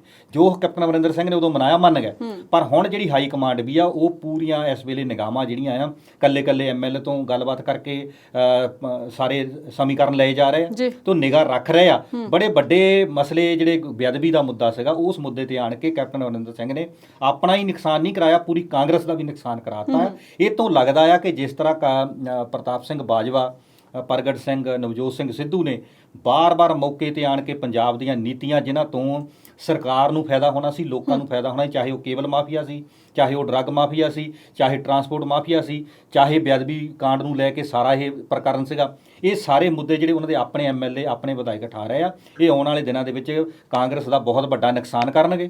ਤੇ ਇਹ ਕਲੇਸ਼ ਹਜੇ ਤੱਕ ਲੱਗ ਨਹੀਂ ਰਿਹਾ ਕਿ ਇਹ ਕਿਸੇ ਇੱਕ ਪਾਸੇ ਲੱਗੂਗਾ। ਇਹ ਕਲੇਸ਼ ਜਿਹਦਾ ਇਲੈਕਸ਼ਨ ਨੇੜੇ ਆਉਂਦੀ ਜਾਊਗੀ ਇਹਨਾਂ ਦਾ ਹੋਰ ਵੱਧਦਾ ਜਾਊਗਾ। ਜੀ ਸ਼ਰਮਾ ਜੀ, ਕਾਂਗਰਸ ਦੇ ਕਲੇਸ਼ ਬਾਰੇ ਤੁਹਾਡੇ ਸਮੀਕਰਨ ਕੀ ਕਹਿੰਦੇ ਨੇ? ਦੇਖੋ ਜੀ, ਕਾਂਗਰਸ ਦੇ ਅੰਦਰ ਜਿਹੜੀ ਕਲਾ ਫੈਲੀ ਹੋਈ ਆ ਉਹ ਫੈਲਣ ਦੀ ਸ਼ੁਰੂਆਤ ਇਸੇ ਗੱਲ ਤੋਂ ਹੋਈ ਸੀ ਕਿ ਇਹਨਾਂ ਸਾਰੇ ਵੱਡੇ ਲੀਡਰਾਂ ਨੂੰ ਲੱਗਦਾ ਸੀਗਾ ਕਿ ਸਾਡਾ ਬਾਹਰ ਕੋਈ ਵਿਰੋਧ ਨਹੀਂ, ਜੇ ਅਸੀਂ ਅੰਦਰ ਆਪਣੀ ਗੱਲ ਬਹੁਤ ਚੰਗੇ ਤਰੀਕੇ ਨਾਲ ਰੱਖੀਏ, ਅਸੀਂ ਮੁੱਦਿਆਂ ਦੀ ਗੱਲ ਕਰੀਏ ਤੇ ਹੋ ਸਕਦਾ ਹੈ ਕੇਂਦਰ ਦੀ ਹਾਈ ਕਮਾਂਡ ਵੀ ਤੇ ਲੋਕ ਵੀ ਸਾਨੂੰ ਵੱਡਾ ਸਮਝਣ ਤੇ ਕੱਲ ਆਉਣ ਵਾਲੇ ਸਮੇਂ ਦੇ ਵਿੱਚ ਜਦੋਂ ਇਲੈਕਸ਼ਨ ਹੁੰਦੀਆਂ ਆ ਤੇ ਸਾਨੂੰ ਵੱਡੇ ਜਿਹੜੇ ਅਹੁਦੇ ਆ ਉਹ ਮਿਲਣ। ਬੀਤੇ ਦਿਨਾਂ ਦੇ ਵਿੱਚ ਅਸੀਂ ਕਈ ਵਾਰੀ ਗੱਲ ਕੀਤੀ ਆ ਕਿ ਜਿਹੜਾ ਵੀ ਲੀਡਰ ਐਮਐਲਏ ਬਣਦਾ ਉਹ ਐਮਪੀ ਉਹ ਮਿਨਿਸਟਰ ਬਣਨਾ ਚਾਹੁੰਦਾ ਤੇ ਜਿਹੜਾ ਵੀ ਮਿਨਿਸਟਰ ਬਣਦਾ ਉਹ ਇਹੀ ਚਾਹੁੰਦਾ ਕਿ ਹੋਮ ਮਿਨਿਸਟਰੀ ਮੈਨੂੰ ਮਿਲੇ, ਪੁਲਿਸ ਮੇਰੇ ਅਧਿਕਾਰ ਥੱਲੇ ਹੋਵੇ ਤੇ ਡੰਡਾ ਮੇਰਾ ਚੱਲੇ। ਸਿੱਧੂ ਸਾਹਿਬ ਵੀ ਇਹੀ ਚਾਹੁੰਦੇ ਸੀ ਤੇ ਕੈਪਟਨ ਸਾਹਿਬ ਪਹਿਲਾਂ ਹੀ ਇਹ ਚਾਹੁੰਦੇ ਆ ਤੇ ਬਾਜਵਾ ਸਾਹਿਬ ਹਾਲਾਂਕਿ ਵਿਧਾਨ ਸਭਾ ਦੇ ਵਿੱਚ ਸ਼ਾਮਿਲ ਨਹੀਂ ਹੈਗੇ, ਪਰ ਕਨਸੋਆਂ ਇਹ ਵੀ ਨੇ ਕਿ ਉਹ ਵੀ ਚਾਹੁੰਦੇ ਆ ਕਿ ਮੈਂ ਵਿਧਾਨ ਸਭਾ ਦੀ ਟਿਕਟ ਲੜਾਂ ਤੇ ਮੈਂ ਵੀ ਪੰਜਾਬ ਦੀ ਪੋਲਿਟਿਕਸ ਵਿੱਚ ਆਵਾਂ। ਉਹਦੀ ਵੱਡੀ ਵਜ੍ਹਾ ਸਵਲੀਨ ਇਹ ਵੀ ਆ ਕਿ ਕੇਂਦਰ ਦੀ ਰਾਜਨੀਤੀ ਦੇ ਵਿੱਚ ਕਾਂਗਰਸ ਦਾ ਕੋਈ ਉਥਾਨ ਹੋ ਰਿਹਾ ਜਾਂ ਕੋਈ ਪੁਨਰ ਜਨਮ ਹੋ ਰਿਹਾ ਜਾਂ ਰਿਜੂਵਨੇਸ਼ਨ ਹੋ ਰਿਹਾ, ਜਿਹੜਾ ਦਿਖ ਨਹੀਂ ਰਿਹਾ ਜੀ। ਤੇ ਜਿਹੜੀ ਤੁਸੀਂ ਕਾਂਗਰਸ ਦੀ ਗੱਲ ਕੀਤੀ ਆ ਅੰਦਰ ਦੇ ਵਿੱਚ ਇਸ ਵੇਲੇ ਦੇ ਹਾਲਾਤਾਂ ਦੀ, ਉਹ ਬਹੁਤ ਬੁਰੇ ਦੌਰ ਦੇ ਵਿੱਚੋਂ ਗੁਜ਼ਰ ਰਿਹਾ। ਇੱਕ ਉਹਦੇ 'ਚ ਇਹ ਵੀ ਗੱਲ ਹੈਗੀ ਆ ਜਿਹਨੂੰ ਜਿੱਦਾਂ ਬਿਲਗਾ ਸਾਹਿਬ ਜਿਹਨੂੰ ਪਰਸੈਪਸ਼ਨ ਕਹਿੰਦੇ ਆ ਕਿ ਜਿਹੜੀ ਸੋਚ ਬਣੀ ਹੋਈ ਆ ਉਹ ਇਹ ਆ ਕਿ ਹਾਲੇ ਮਹੀਨਾ 2 ਮਹੀਨੇ ਆਪਾਂ ਇਹਨੂੰ ਰਿੜਕ ਸਕਦੇ ਆ, ਟਾਈਮ ਹਾਲੇ ਹੈਗਾ। ਹਾਈ ਕਮਾਂਡ ਵੀ ਇਹੀ ਸੋਚ ਰਹੀ ਹੈ, ਉਹ ਵੀ ਡੰਗ ਟਪਾਊ ਨੀਤੀ ਤੇ ਆ ਕਿ ਥੋੜੇ ਕੁ ਦਿਨ ਹੋਰ ਲੰਘ ਜਾਣ ਫਿਰ ਦੇਖਦੇ ਆ। ਉਹਨਾਂ ਨੇ ਕੁਝ ਮੁੱਦਿਆਂ ਨੂੰ ਲੈ ਕੇ ਕੈਪਟਨ ਸਾਹਿਬ ਨੂੰ ਵਾਪਸ ਭੇਜਤਾ ਸੀਗਾ ਕਿ ਤੁਸੀਂ ਚੰਡੀਗੜ੍ਹ ਜਾਓ, ਉੱਥੇ ਜਾ ਕੇ ਪ੍ਰੈਸ ਕਾਨਫਰੰਸ ਕਰੋ ਜਾਂ ਆਪਣੇ ਕੁਝ ਸਮੀਕਰਨਾਂ ਨੂੰ ਵਾਚੋ, ਐਨਾਲਿਸਿਸ ਕਰੋ ਤੇ ਦੇਖੋ ਜਿਹੜੇ ਤੁਸੀਂ ਵਾਅਦੇ ਤੁਹਾਡੇ ਰਹਿੰਦੇ ਆ ਉਹ ਕਿੱਦਾਂ ਪੂਰੇ ਹੋ ਸਕਦੇ ਨੇ। ਜਦੋਂ ਅਸੀਂ ਉਹਨਾਂ ਵਾਅਦਿਆਂ ਦੀ ਗੱਲ ਕਰਦੇ ਆ ਤੇ ਉਹਦੇ ਵਿੱਚ ਆ ਕੇ ਇਹਨਾਂ ਨੇ ਇੱਕੋ ਹੀ ਗੱਲ ਕੀਤੀ ਆ ਕਿ 200 ਯੂਨਿਟ ਜਿਹੜੀ ਬਿਜਲੀ ਆ ਉਹ ਸਾਰਿਆਂ ਨੂੰ ਮਾਫ ਕਰ ਦਿਆਂਗੇ। ਜੀ। ਇੱਕ ਦਿਨ ਉਹਨਾਂ ਨੇ ਕਹਿ ਦਿੱਤਾ ਕਿ ਅਸੀਂ ਇਹਦੇ ਤੇ ਸੋਚ ਰਹੇ ਹਾਂ ਤੇ ਦੂਸਰੇ ਦਿਨ ਜੋ ਅਖਬਾਰਾਂ ਦੇ ਵਿੱਚ ਉਹਦੇ ਰਿਜ਼ਲਟ ਸਾਹਮਣੇ ਆਏ, ਜੋ ਗੱਲਾਂ ਬਾਤਾਂ ਮਿਲ ਕੇ ਸਾਹਮਣੇ ਆਈਆਂ, ਵੀ ਔਖਾ ਲੱਗਦਾ, ਉਹ ਔਖਾ ਲੱਗਦਾ। ਫੋਨ ਵੰਡਣੇ ਆ ਉਹ ਵੀ ਔਖਾ ਲੱਗਦਾ। ਹਾਲਾਂਕਿ ਨਿੱਜੀ ਤੌਰ ਤੇ ਮੈਂ ਇਹੋ ਜਿਹੀਆਂ ਸਕੀਮਾਂ ਦੇ ਬਹੁਤ ਖਿਲਾਫ ਹਾਂ। ਜਿਹੜੇ ਕੰਮ ਕਰਨੇ ਚਾਹੀਦੇ ਆ ਉਹ ਕਰਨੇ ਚਾਹੀਦੇ ਆ, ਜਿਹੜੀ ਇਹੋ ਜਿਹੀਆਂ ਗੱਲਾਂ ਉਹਨਾਂ ਦਾ ਕੋਈ ਮਸਲਾ ਨਹੀਂ ਹੈਗਾ। ਬਹੁਤ ਸਾਰੇ ਅਧਿਆਪਕ, ਡਾਕਟਰ, ਪਟਵਾਰੀ, ਪੰਜਾਬ ਰੋਡਵੇਜ਼ ਦੇ ਮੁਲਾਜ਼ਮਾਂ ਨੇ ਫਿਰ 3 ਦਿਨ ਦੀ ਬੱਸਾਂ ਜਿਹੜੀਆਂ ਆ ਪੰਜਾਬ 'ਚ ਰਾਤ ਦੇ 12 ਵਜੇ ਤੋਂ ਸੰਡੇ ਤੋਂ ਐਤਵਾਰ, ਸੋਮਵਾਰ, ਮੰਗਲਵਾਰ ਤੇ ਬੁੱਧਵਾਰ ਤੱਕ ਉਹਨਾਂ ਨੇ 3 ਦਿਨ ਲਈ ਜਿਹੜੀਆਂ ਆ ਪੰਜਾਬ ਦੀ ਸਰਕਾਰੀ ਟਰਾਂਸਪੋਰਟ ਬੰਦ ਕਰਨ ਦਾ ਫੈਸਲਾ ਕੀਤਾ। ਵਜ੍ਹਾ ਉਹਨਾਂ ਲਈ ਵੀ ਉਹੀ ਆ ਕਿ ਉਹਨਾਂ ਕੋਲ ਮੁਲਾਜ਼ਮ ਬੜੇ ਘੱਟ ਨੇ, ਤਨਖਾਹਾਂ ਬੜੀਆਂ ਘੱਟ ਨੇ ਤੇ ਹੋਰ ਇਨਫਰਾਸਟ੍ਰਕਚਰ ਦੀ ਜਿਹੜੀ ਕਮੀ ਆ। ਡਾਕਟਰਾਂ ਦੀ ਹੜਤਾਲ ਦੀ ਤੁਸੀਂ ਗੱਲ ਕਰ ਲਓ, ਪੰਜਾਬ ਦੇ ਵਿੱਚ OPDs ਬੰਦ ਨੇ, ਅੱਜ ਵੀ ਚੱਲ ਰਹੀ। ਪਟਵਾਰੀਆਂ ਕੋਲ ਚਲੇ ਜਾਓ ਤੇ ਉਹ ਹੜਤਾਲ ਤੇ ਨੇ। ਟੀਚਰਾਂ ਦੇ ਕੋਲ ਚਲੇ ਜਾਓ, ਹਾਲਾਂਕਿ ਸਕੂਲ ਬੰਦ ਨੇ ਪਰ ਉਹ ਕਿੰਨੇ ਦਿਨਾਂ ਤੋਂ ਆਪਣੀਆਂ ਸਮੱਸਿਆਵਾਂ ਨੂੰ ਲੈ ਕੇ ਉਲਝੇ ਹੋਏ ਨੇ। ਪੇ ਕਮਿਸ਼ਨ ਦੀ ਇਹਨਾਂ ਨੇ ਗੱਲ ਕੀਤੀ ਤੇ ਉੱਥੇ ਰੇੜਕਾ ਪਿਆ ਹੋਇਆ। ਅੱਜ ਦਾ ਜਿਹੜਾ ਉਹਨਾਂ ਨੇ ਇੱਕ ਹੋਰ ਬਿਆਨ ਦਿੱਤਾ ਕਿ ਡਰੱਗ ਨੀਤੀ ਦੇ ਉੱਤੇ ਕੌਮੀ ਕਮੇਟੀ ਬਣੇ। ਤੇ ਜੇ ਤੁਸੀਂ ਕੌਮੀ ਕਮੇਟੀ ਬਣਾਉਣੀ ਸੀ ਤੇ ਜਿਹੜਾ ਡਰੱਗਸ ਦਾ ਗੱਲ ਆ, ਜਿਹੜੀ ਨਸ਼ੇ ਦੀ ਗੱਲ ਆ, ਉਹ ਅੱਜ ਤਾਂ ਤੁਹਾਡੇ ਸਾਹਮਣੇ ਨਹੀਂ ਆਈ, ਨਾ ਬੀਤੇ 1 ਸਾਲ 'ਚ ਆਈ ਆ। ਤੁਸੀਂ ਪਿਛਲੀ ਇਲੈਕਸ਼ਨ ਇਸੇ ਗੱਲ ਤੇ ਜਿੱਤੀ ਸੀ। ਤੁਸੀਂ ਇੱਕ ਰੈਲੀ ਦੇ ਵਿੱਚ ਸਹੁੰ ਖਾ ਕੇ ਪ੍ਰਸ਼ਾਂਤ ਕਿਸ਼ੋਰ ਦੇ ਕਹਿਣ ਦੇ ਉੱਤੇ ਤੁਸੀਂ ਇਹ ਖਾਧਿਆ ਸੀ ਕਿ ਮੈਂ ਕੁਝ ਹਫ਼ਤਿਆਂ ਦੇ ਵਿੱਚ ਨਸ਼ਾ ਖਤਮ ਕਰ ਦਿਆਂਗਾ। ਸ਼ਰਮਾ ਜੀ ਗੁਟਕਾ ਸਾਹਿਬ ਫੜ ਕੇ ਬਿਲਕੁਲ। ਤੇ ਤੁਸੀਂ ਉਦੋਂ ਤਾਂ ਤੁਸੀਂ ਕਿਹਾ ਨਹੀਂ ਕਿ ਮੈਂ ਸਹੁੰ ਇਸ ਗੱਲ ਦੀ ਚੱਕਦਾ ਕਿ ਅਸੀਂ ਕੌਮੀ ਕਮੇਟੀ ਬਣਾਉਣ ਦਾ ਗਠਨ ਕਰਾਂਗੇ ਜਾਂ ਅਸੀਂ ਕੇਂਦਰ ਸਰਕਾਰ ਨਾਲ ਗੱਲ ਕਰਾਂਗੇ ਕਿ ਇੱਕ ਰਾਸ਼ਟਰੀ ਨੀਤੀ ਬਣਾਈ ਜਾਵੇ ਡਰੱਗ ਕੰਟਰੋਲ ਨੂੰ ਲੈ ਕੇ। ਯਾਰ ਰਾਸ਼ਟਰੀ ਨੀਤੀ ਦੀ ਲੋੜ ਉਦੋਂ ਹੋਊਗੀ ਜਦੋਂ ਕਿਸੇ ਹੋਰ ਸਟੇਟ ਦੀ ਸਮੱਸਿਆ ਹੋਊਗੀ, ਉਹ ਆਪਣੇ ਲੈਵਲ ਤੇ ਦੇਖ ਲੈਣਗੇ। ਪੰਜਾਬ ਤੁਹਾਡਾ ਸਟੇਟ ਆ, ਪੁਲਿਸ ਤੁਹਾਡੇ ਕੋਲ ਆ, ਬਾਅਦ ਵਿੱਚ ਤੁਸੀਂ ਕਹਿ ਦਿੰਦੇ ਆ ਜੀ ਡਰੱਗ ਤੇ ਪਾਕਿਸਤਾਨ ਚੋਂ ਆਉਂਦੀ ਆ। ਸੋ ਜੋ ਮਸਲਾ ਇਸ ਵੇਲੇ ਇਹ ਆ, ਜਿਹੜੀ ਕਾਟੋ ਕਲੇਸ਼ ਆ, ਉਹ ਜਿਹਨੂੰ ਤੁਸੀਂ ਕਾਟੋ ਕਲੇਸ਼ ਕਹਿੰਦੇ ਆ, ਮੈਂ ਉਹਨੂੰ ਕਲਾ ਕਹਿੰਦਾ ਜਾਂ ਅੰਦਰਲਾ ਜੋ ਤਾਣਾ ਬਾਣਾ ਉਲਝਿਆ ਆ, ਉਹਦੀਆਂ ਵਜ੍ਹਾ ਜਿਹੜੀਆਂ ਕੁਛ ਵੀ ਹੋਣ, ਉਹਦੀ ਪ੍ਰਮੁੱਖ ਵਜ੍ਹਾ ਇਹ ਆ ਕਿ ਲੋਕ ਤੁਹਾਡੇ ਵੱਲ ਦੇਖ ਰਹੇ ਕਿ ਤੁਸੀਂ 4.5 ਸਾਲਾਂ 'ਚ ਕੀਤਾ ਕੀ। ਤੁਸੀਂ ਅੱਜ ਤੋਂ 3-4 ਮਹੀਨੇ ਪਹਿਲਾਂ ਤੱਕ ਇਸ ਗੱਲ ਨੂੰ ਲੈ ਕੇ ਸੰਤੁਸ਼ਟ ਸੀ ਕਿ ਸਾਡਾ ਮੋਰੇ ਕੋਈ ਵਿਰੋਧ ਨਹੀਂ ਹੈਗਾ ਤੇ ਸਾਨੂੰ ਵੋਟਾਂ ਪੈ ਜਾਣੀਆਂ। ਵੋਟਾਂ ਦੇ ਜਿਹੜੇ ਸਮੀਕਰਨ ਇਦਾਂ ਸੀਗੇ ਕਿ ਕੇਡਰ ਵਾਈਜ਼ ਵੀ ਜੇ ਵੋਟ ਪੈਂਦੀ ਆ ਤੇ ਅਸੀਂ ਸੱਤਾ 'ਚ ਆ, ਥੋੜੇ ਬਹੁਤੇ ਅਸੀਂ ਕੰਮ ਕੀਤੇ ਆ, ਛੋਟੇ ਮੋਟੇ ਕੁਝ ਨਹੀਂ ਕਰ ਪਾਏ, ਜੇ ਥੋੜੇ ਬਹੁਤੇ ਹੋਰ ਕਰ ਲਾਂਗੇ 5-7 ਹਜ਼ਾਰ ਕਰੋੜ ਰੁਪਈਆ ਇੱਧਰ ਉੱਧਰ ਵੰਡ ਦਿਆਂਗੇ। ਜਿੱਦਾਂ ਗੱਲ ਹੋਈ ਸੀ ਕਿ ਹਰ MLA ਨੂੰ 10-10, 15-15 ਕਰੋੜ ਰੁਪਈਆ ਆਪਣੇ ਹਲਕੇ ਚਲਾਉਣ ਨੂੰ ਦੇ ਦਿੱਤਾ। ਪਰ ਜੋ ਅੰਦਰੋਂ ਜਵਾਲਾਮੁਖੀ ਜਿਹਾ ਫਟਿਆ, ਜਿੱਦਾਂ ਅੰਦਰਲੀਆਂ ਆਵਾਜ਼ਾਂ ਉੱਠੀਆਂ ਤੇ ਉਧਰ ਦੂਜੇ ਪਾਸੇ ਜਿਹੜੀ ਤੁਹਾਡੀ ਮੁੱਖ ਵਿਰੋਧੀ ਧਿਰ ਸੀ ਉਹਨਾਂ ਨੇ ਇੱਕ ਵੱਡਾ ਸਮਝੌਤਾ ਕਰ ਲਿਆ। ਫਿਰ ਹੁਣ ਨਜ਼ਰ ਆਇਆ ਕਿ ਜਿਹੜਾ ਕਾਟੋ ਕਲੇਸ਼ ਆ ਉਹ ਤੇ ਨਹੀਂ ਸੁਲਝਦਾ ਨਜ਼ਰ ਆ ਰਿਹਾ।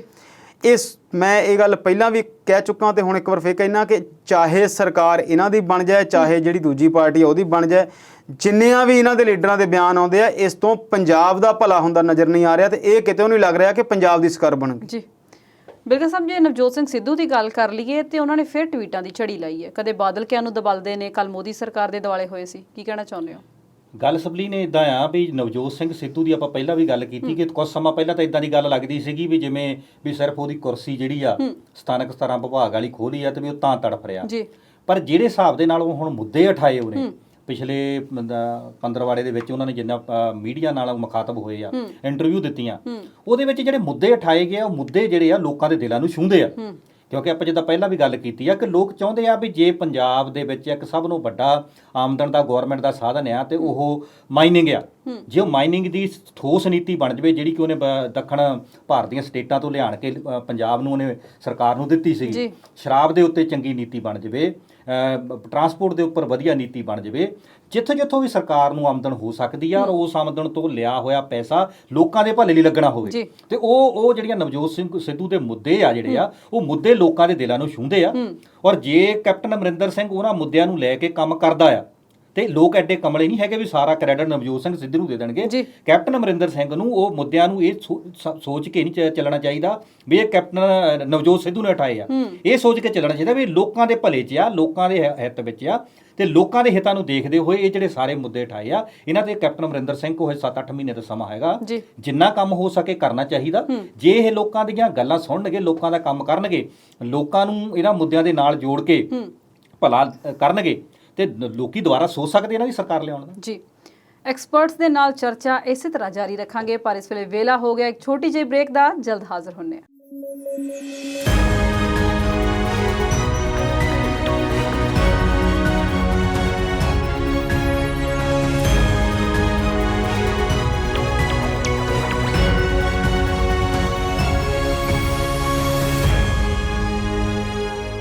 ਪੰਜਾਬੀ ਨੈਸ਼ਨਲ ਟੀਵੀ ਤੇ ਪ੍ਰੋਗਰਾਮ ਵਿਚਾਰ ਚਰਚਾ ਦੇਖ ਰਹੇ ਦਰਸ਼ਕਾਂ ਦਾ ਸਵਾਗਤ ਕਰਦੇ ਹਾਂ। ਸ਼ਰਮਾ ਜੀ, ਜੇ ਕਾਂਗਰਸ ਤੋਂ ਬਾਅਦ ਆਮ ਆਦਮੀ ਪਾਰਟੀ ਦੀ ਗੱਲ ਕਰੀਏ ਤੇ ਉਹ ਵੀ ਪੂਰੇ ਐਕਸ਼ਨ ਮੋਡ 'ਚ ਹੈ ਇਸ ਵੇਲੇ। ਕਾਂਗਰਸ ਦੇ ਕਾਟੋ ਕਲੇਸ਼ ਤੋਂ ਬਾਅਦ ਜੀ ਆਮ ਆਦਮੀ ਪਾਰਟੀ ਪੂਰੇ ਐਕਸ਼ਨ ਮੋਡ 'ਚ ਆ। ਸੁਣਿਆ ਕੇਜਰੀਵਾਲ ਆ ਰਹੇ ਨੇ। ਬਿਲਕੁਲ ਜੀ, ਕੇਜਰੀਵਾਲ ਸਾਹਿਬ ਇੱਕ ਵਾਰ ਫੇਰ ਆ ਰਹੇ ਨੇ, ਇਦਾਂ ਤੁਸੀਂ ਕਹਿ ਲਓ ਕਿ ਪਹਿਲਾਂ ਵੀ ਥੋੜੇ ਦਿਨ ਪਹਿਲਾਂ ਹੀ ਆਏ ਸੀ, ਉਹ ਕੁੰਵਰ ਵਿਜੇ ਪ੍ਰਤਾਪ ਨੂੰ ਜੁਆਇਨ ਕਰਾ ਕੇ ਗਏ ਤੇ 2 ਨਾਮ ਅਸੀਂ ਹੋਰ ਲੈਂਦੇ ਸੀ, ਉਹਨਾਂ ਨੂੰ ਜੁਆਇਨ ਉਹਨਾਂ ਨੇ ਨਹੀਂ ਕਰਵਾਇਆ। ਤੇ ਹੁਣ ਫਿਰ ਗੱਲਬਾਤ ਇਸੇ ਗੱਲ ਤੇ ਆ ਕਿ ਉਹ ਵੀ ਜੁਆਇਨ ਜ਼ਰੂਰ ਕਰਨਗੇ, ਉਹਨਾਂ ਦੇ ਨਾਲ ਕੁਝ ਹੋਰ ਚਿਹਰੇ ਵੀ ਜੁਆਇਨ ਕਰਨਗੇ, ਕੁਝ ਵੱਡੇ ਚਿਹਰੇ ਵੀ ਜੁਆਇਨ ਕਰਨਗੇ, ਪਰ ਸਮੇਂ ਦਾ ਜਿਹੜਾ ਜਾਇਜ਼ਾ ਜਿਹੜਾ ਥੋੜਾ ਜਿਹਾ ਹੈਗਾ ਉਹ ਦਸੰਬਰ ਦੇ ਨੇੜੇ ਜਾ ਕੇ ਜਦੋਂ ਇਲੈਕਸ਼ਨ ਨੇੜੇ ਆਉਣਗੀਆਂ ਫਿਰ ਕਰਨਗੇ। ਤੇ ਹੁਣ ਜਿਹੜੀ ਤੁਸੀਂ ਐਕਸ਼ਨ ਮੋਡ ਦੀ ਗੱਲ ਕੀਤੀ ਹੈ ਸਵਲੀਨ ਜੀ, ਹੁਣ ਸਾਰਾ ਹੀ ਪੰਜਾਬ ਜਿਹੜਾ ਉਹ ਬਿਲਕੁਲ ਇਲੈਕਸ਼ਨ ਦੇ ਨੇੜੇ ਹੋ ਕੇ ਬੈਠਾ ਜਾਪਦਾ। ਹਰ ਬੰਦੇ ਦੀ ਜਿਹੜੀ ਰੋਜ਼ ਦੀ ਰੋਜ਼ ਧਿਆਨ ਆ, ਸੁਤਾ ਜਿਹੜੀ ਆ, ਉਹ ਇਸੇ ਗੱਲ ਤੇ ਲੱਗੀ ਹੋਈ ਆ ਕਿ ਸਰਕਾਰ ਕਿਹਦੀ ਬਣੂਗੀ। ਅਸੀਂ ਰੋਜ਼ ਅਖਬਾਰ ਪੜ੍ਹਦੇ ਹਾਂ ਤੇ ਇਹੋ ਜਿਹੀ ਸੁਰਖੀ ਲੱਭਦੇ ਹਾਂ ਕਿ ਦੇਖੀਏ ਪੰਜਾਬ 'ਚ ਕੁਝ ਨਵਾਂ ਹੋਇਆ। ਮੋਬਾਈਲ ਫੋਨ ਚੱਕਦੇ ਹਾਂ, ਕੋਈ ਟਵੀਟ ਦੇਖਦੇ ਹਾਂ, ਕੋਈ ਕਿਸੇ ਦਾ ਕੋਈ ਦੂਸਰਾ ਖਬਰ ਦੇਖਦੇ ਹਾਂ, ਕੋਈ ਵੈਬਸਾਈਟਸ ਨੂੰ ਦੇਖਦੇ ਹਾਂ ਤੇ ਇਹੀ ਦੇਖਦੇ ਹਾਂ ਕਿ ਕੀ ਹੋ ਰਿਹਾ। ਇੱਦਾਂ ਹੀ ਤੁਸੀਂ ਦੱਸਿਆ ਕਿ ਕੇਜਰੀਵਾਲ ਸਾਹਿਬ ਪੰਜਾਬ ਆ ਰਹੇ ਨੇ। ਜੇ ਮੈਂ ਆਮ ਆਦਮੀ ਪਾਰਟੀ ਦੀ ਗੱਲ ਕਰਾਂ ਤੇ ਬਿਲਕੁਲ ਇਹ ਸਾਰੀ ਦੁਨੀਆ ਜਾਣਦੀ ਆ ਕਿ ਅੰਦੋਲਨ 'ਚੋਂ ਨਿਕਲੀ ਹੋਈ ਜਿਹੜੀ ਇੱਕ ਪਾਰਟੀ ਆ। ਇੱਕ ਕੁਝ ਵੱਡੇ ਕਾਂਡ ਹੋਏ ਇਹੋ ਜਿਹੇ ਜਿਹਦੇ ਕਰਕੇ ਦਿੱਲੀ ਦੇ ਵਿੱਚ ਉਹਨਾਂ ਨੇ ਬਹੁਤ ਲੰਬੀ ਦੇਰ ਸੰਘਰਸ਼ ਕੀਤਾ। ਉਸ ਰੇਪ ਕਾਂਡ ਨੂੰ ਲੈ ਕੇ ਵੀ ਹੋਇਆ, ਉਸ ਤੋਂ ਬਾਅਦ ਉਹਨਾਂ ਨੇ RTI ਕਾਨੂੰਨ ਬਣਾਉਣ ਦੇ ਵਿੱਚ ਵੀ, ਉਸ ਤੋਂ ਪਹਿਲਾਂ ਹੀ RTI ਕਾਨੂੰਨ ਦੀ ਵੀ ਗੱਲਬਾਤ ਹੋਈ, ਲੋਕਪਾਲ ਦੀ ਗੱਲਬਾਤ ਹੋਈ, ਅੰਨਾ ਹਜ਼ਾਰੇ ਸੀ ਉਹਦੇ ਨਾਲ, ਹੋਰ ਬਹੁਤ ਵੱਡੀਆਂ ਸ਼ਖਸੀਅਤਾਂ ਜਿਹੜੀਆਂ ਉਸ ਅੰਦੋਲਨ ਦੇ ਵਿੱਚ ਸ਼ਾਮਲ ਸੀ। ਪਰ ਉਹਨਾਂ ਦੇ ਵਿੱਚੋਂ ਕੁਝ ਲੋਕ ਐਸੇ ਹੋਏ ਜਿਨ੍ਹਾਂ ਨੇ ਫਿਰ ਆਮ ਆਦਮੀ ਪਾਰਟੀ ਬਣਾਉਣ ਦਾ ਜਿਹੜਾ ਤਹੀਆ ਕੀਤਾ। ਦਿੱਲੀ ਦੇ ਵਿੱਚ ਹੀ ਉਹਨਾਂ ਨੇ ਇਲੈਕਸ਼ਨ ਲੜੀਆਂ, ਬਹੁਤ ਵੱਡਾ ਜਨ ਸਮਰਥਨ ਉਹਨਾਂ ਨੂੰ ਮਿਲਿਆ ਤੇ ਬਹੁਤ ਜ਼ਿਆਦਾ ਲਗਭਗ 90% 95% ਸੀਟਾਂ ਹੀ ਉਹ ਦਿੱਲੀ ਦੀਆਂ ਜਿੱਤ ਕੇ ਤੇ ਉਹਨਾਂ ਨੇ ਸਰਕਾਰ ਬਣਾਈ। ਬਹੁਤ ਰਾਜਨੀਤੀ ਉਹਨਾਂ ਨੇ ਕੀਤੀ, ਸਿੱਖੀ। ਇਹਨਾਂ ਜਿਹੜੀਆਂ ਸਾਡੀਆਂ ਟ੍ਰੈਡੀਸ਼ਨਲ ਪਾਰਟੀਆਂ ਜਿਹੜੀਆਂ 100 ਸਾਲ ਤੋਂ ਰਾਜਨੀਤੀ ਕਰਦੀਆਂ, ਇਹਨਾਂ ਤੋਂ ਉਹਨਾਂ ਨੇ ਵੀ ਬਹੁਤ ਜਲਦੀ ਬਹੁਤ ਕੁਝ ਸਿੱਖਿਆ।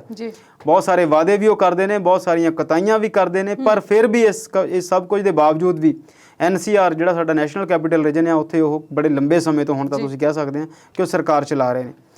ਤੇ ਉਹਨਾਂ ਦੀ ਜਿਹੜੀ ਸਰਕਾਰ ਚਲਾਉਣ ਦਾ ਤਰੀਕਾ ਆ, ਜਿਹੜੀਆਂ ਉਹ ਗੱਲਾਂ ਕੁਝ ਆਮ ਲੋਕਾਂ ਲਈ ਕਰਦੇ ਨੇ, ਉਹਦੇ ਨਾਲ ਉਹਨਾਂ ਦਾ ਜਿਹੜਾ ਜਨ ਸਮਰਥਨ ਆ ਉਹ ਦਿਨੋਂ ਦਿਨ ਵਧਿਆ। ਮੈਂ ਬਿਲਕੁਲ ਇਹ ਗੱਲ ਦੱਸਣੀ ਚਾਹੁੰਦਾ ਕਿ ਉਹਨਾਂ ਨੇ ਬਹੁਤ ਸਾਰੀਆਂ ਗਲਤੀਆਂ ਵੀ ਕੀਤੀਆਂ। ਉਹਨਾਂ ਨੂੰ ਹੁਣ ਜਿਹੜੇ ਬਿਆਨ ਦੇਣੇ ਆ ਉਹ ਆ ਗਏ ਆ ਵੀ ਗੱਲ ਦੂਸਰੇ ਦੀ ਗੱਲ ਦੇ ਵਿੱਚੋਂ ਕਮੀ ਕਿੱਦਾਂ ਕੱਢਣੀ ਆ ਤੇ ਆਪਣੀ ਗੱਲ ਨੂੰ ਲੁਕਾਉਣਾ ਕਿਵੇਂ। ਪਹਿਲਾਂ ਉਹ ਕਹਿੰਦੇ ਸੀ ਕਿ ਅਸੀਂ ਬਦਲਾਵ ਦੀ ਰਾਜਨੀਤੀ ਕਰਨ ਲਈ ਆਏ ਹਾਂ, ਅਸੀਂ ਇੱਦਾਂ ਕਰਾਂਗੇ, ਅਸੀਂ ਉੱਦਾਂ ਕਰਾਂਗੇ। ਭਾਵੇਂ ਉਹ ਬਹੁਤਾ ਕੁਝ ਨਹੀਂ ਕਰ ਪਾਏ, ਪਰ ਫਿਰ ਵੀ ਉਹਨਾਂ ਨੇ ਬਹੁਤ ਕੁਝ ਅਜਿਹਾ ਕੀਤਾ ਜਿਹਦੇ ਨਾਲ ਇਸ ਗੱਲ ਦੇ ਵਿੱਚ ਹਾਲੇ ਵੀ ਬਹੁਤ ਸਾਰੇ ਲੋਕ ਯਕੀਨ ਰੱਖਦੇ ਆ ਕਿ ਉਹ ਯਾਰ ਚੰਗਾ ਕੰਮ ਕਰ ਰਹੇ। ਖਾਸ ਤੌਰ ਤੇ ਦਿੱਲੀ ਦੇ ਵਿੱਚ ਪਾਣੀ ਦੀ ਵੰਡ ਦਾ ਬਹੁਤ ਬੁਰਾ ਹਾਲ ਸੀ, ਪੀਣ ਵਾਲੇ ਪਾਣੀ ਦੀਆਂ ਬੜੀਆਂ ਸਮੱਸਿਆਵਾਂ ਸੀ, ਐਜੂਕੇਸ਼ਨ ਦਾ ਬੜਾ ਬੁਰਾ ਹਾਲ ਸੀ, ਹੈਲਥ ਦਾ ਲੈ ਕੇ ਬੜਾ ਸਮੱਸਿਆਵਾਂ ਸੀ। ਹੈਲਥ ਦੇ ਵਿੱਚ ਹਾਲਾਂਕਿ ਕਰੋਨਾ ਦੇ ਦੌਰਾਨ ਉਹ ਬਹੁਤ ਸਾਰੀਆਂ ਚੀਜ਼ਾਂ ਵਿੱਚ ਫੇਲ ਵੀ ਨਜ਼ਰ ਆਏ। ਬਹੁਤ ਵੱਡੀ ਮਾਰਾਮਾਰੀ ਦੇਖਣ ਨੂੰ ਮਿਲੀ ਜਦੋਂ ਕਰੋਨਾ ਦਾ ਟਾਈਮ ਸੀਗਾ। ਉਸ ਤੋਂ ਬਾਅਦ ਤਾਂ ਬੀਤੇ ਦਿਨਾਂ ਦੇ ਵਿੱਚ ਆਕਸੀਜਨ ਦੀ ਵੰਡ ਨੂੰ ਲੈ ਕੇ ਵੀ ਗੱਲ ਸਾਹਮਣੇ ਆਈ ਕਿ ਉਹਨਾਂ ਨੇ ਹਾਏ ਤੌਬਾ ਜ਼ਿਆਦਾ ਮਚਾਈ ਸੀ ਤੇ ਉਹਨਾਂ ਨੂੰ ਜਿੰਨੀ ਲੋੜ ਸੀ ਉਸ ਤੋਂ ਵੀ 4 ਗੁਣਾ ਵੱਧ ਉਹਨਾਂ ਨੇ ਜਿਹੜੀ ਸੀ ਡਿਮਾਂਡ ਰੱਖੀ ਸੀ ਤੇ ਦੇਸ਼ ਦੇ ਵਿੱਚ ਵੀ ਉਹਨਾਂ ਨੇ ਉਹਦੇ ਨਾਲ ਗੜਬੜ ਹੋਈ। BJP ਨੇ ਉਹਨਾਂ ਤੇ ਵੱਡੇ ਇਲਜ਼ਾਮ ਲਾਏ। ਅੱਜ ਕੇਜਰੀਵਾਲ ਸਾਹਿਬ ਨੇ ਕਿਹਾ ਕਿ ਮੈਂ ਕੱਲ ਪੰਜਾਬ ਆਉਣਾ ਤੇ ਉਸ ਤੋਂ ਪਹਿਲਾਂ ਉਹਨਾਂ ਨੇ ਇੱਕ ਪੰਜਾਬੀ 'ਚ ਟਵੀਟ ਕੀਤਾ। ਹਾਲਾਂਕਿ ਉਹ ਹਰਿਆਣਾ ਤੋਂ ਨੇ, ਹਿੰਦੀ ਭਾਸ਼ੀ ਨੇ, ਬਹੁਤ ਵੱਡੇ ਆਫੀਸਰ ਰਹੇ ਨੇ IFS ਦੇ ਵਿੱਚ, IRS ਦੇ ਵਿੱਚ, ਰੈਵਨਿਊ ਸਰਵਿਸਿਜ਼ ਦੇ ਵਿੱਚ।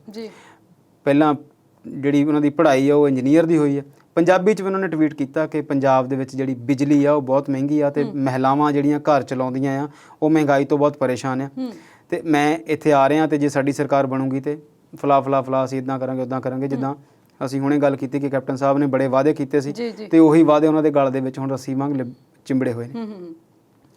ਮੈਂ ਦੱਸਣਾ ਚਾਹੁੰਦਾ ਕਿ ਦਿੱਲੀ ਦੇ ਵਿੱਚ ਉਹਨਾਂ ਨੇ ਬਿਜਲੀ ਸਸਤੀ ਕੀਤੀ ਆ, ਉਹਦੇ ਫਾਈਨਾਂਸ ਨਾਲ ਕਿੱਦਾਂ ਨਿਪਟਦੇ ਨੇ ਕਿੱਦਾਂ ਨਹੀਂ ਉੱਥੇ ਬਾਰੇ ਉਹਨਾਂ ਨੂੰ ਪਤਾ ਹੋਊਗਾ, ਪਰ ਪੰਜਾਬ ਦੇ ਹਾਲਾਤ ਥੋੜ੍ਹੇ ਜਿਹੇ ਡਿਫਰੈਂਟ ਨੇ ਬਿਜਲੀ ਨੂੰ ਲੈ ਕੇ। 19 ਤੋਂ ਜ਼ਿਆਦਾ % ਬਿਜਲੀ ਜਿਹੜੀ ਆ ਉਹ ਚੋਰੀ ਹੁੰਦੀ ਆ ਤੇ 20 ਤੋਂ ਜ਼ਿਆਦਾ % ਜਿਹੜੀ ਬਿਜਲੀ ਆ ਉਹ ਇੱਥੇ ਟ੍ਰਾਂਜ਼ਿਟ ਲਾਸ 'ਚ ਜਾਂਦੀ ਹੈ। ਜਦੋਂ ਬਿਜਲੀ ਬੋਰਡ ਦੇ ਵੱਡੇ ਅਧਿਕਾਰੀਆਂ ਨਾਲ ਗੱਲ ਕਰੀਏ ਤੇ ਗੱਲ ਸਾਹਮਣੇ ਆਉਂਦੀ ਆ ਕਿ 40 ਤੋਂ 42% ਜਾਂ ਕਈ ਵਾਰ ਉਹ 45% ਵੀ ਕਹਿੰਦੇ ਆ। ਚਲੋ ਮੋਟਾ ਰੱਖ ਲਈਏ ਤੇ 40% ਜਿਹੜੀ ਬਿਜਲੀ ਆ ਉਹ ਜਾਂ ਤੇ ਟ੍ਰਾਂਜ਼ਿਟ ਲਾਸ ਦੇ ਵਿੱਚ ਆ ਤੇ ਜਾਂ ਫਿਰ ਉਹ ਚੋਰੀ ਹੁੰਦੀ ਆ।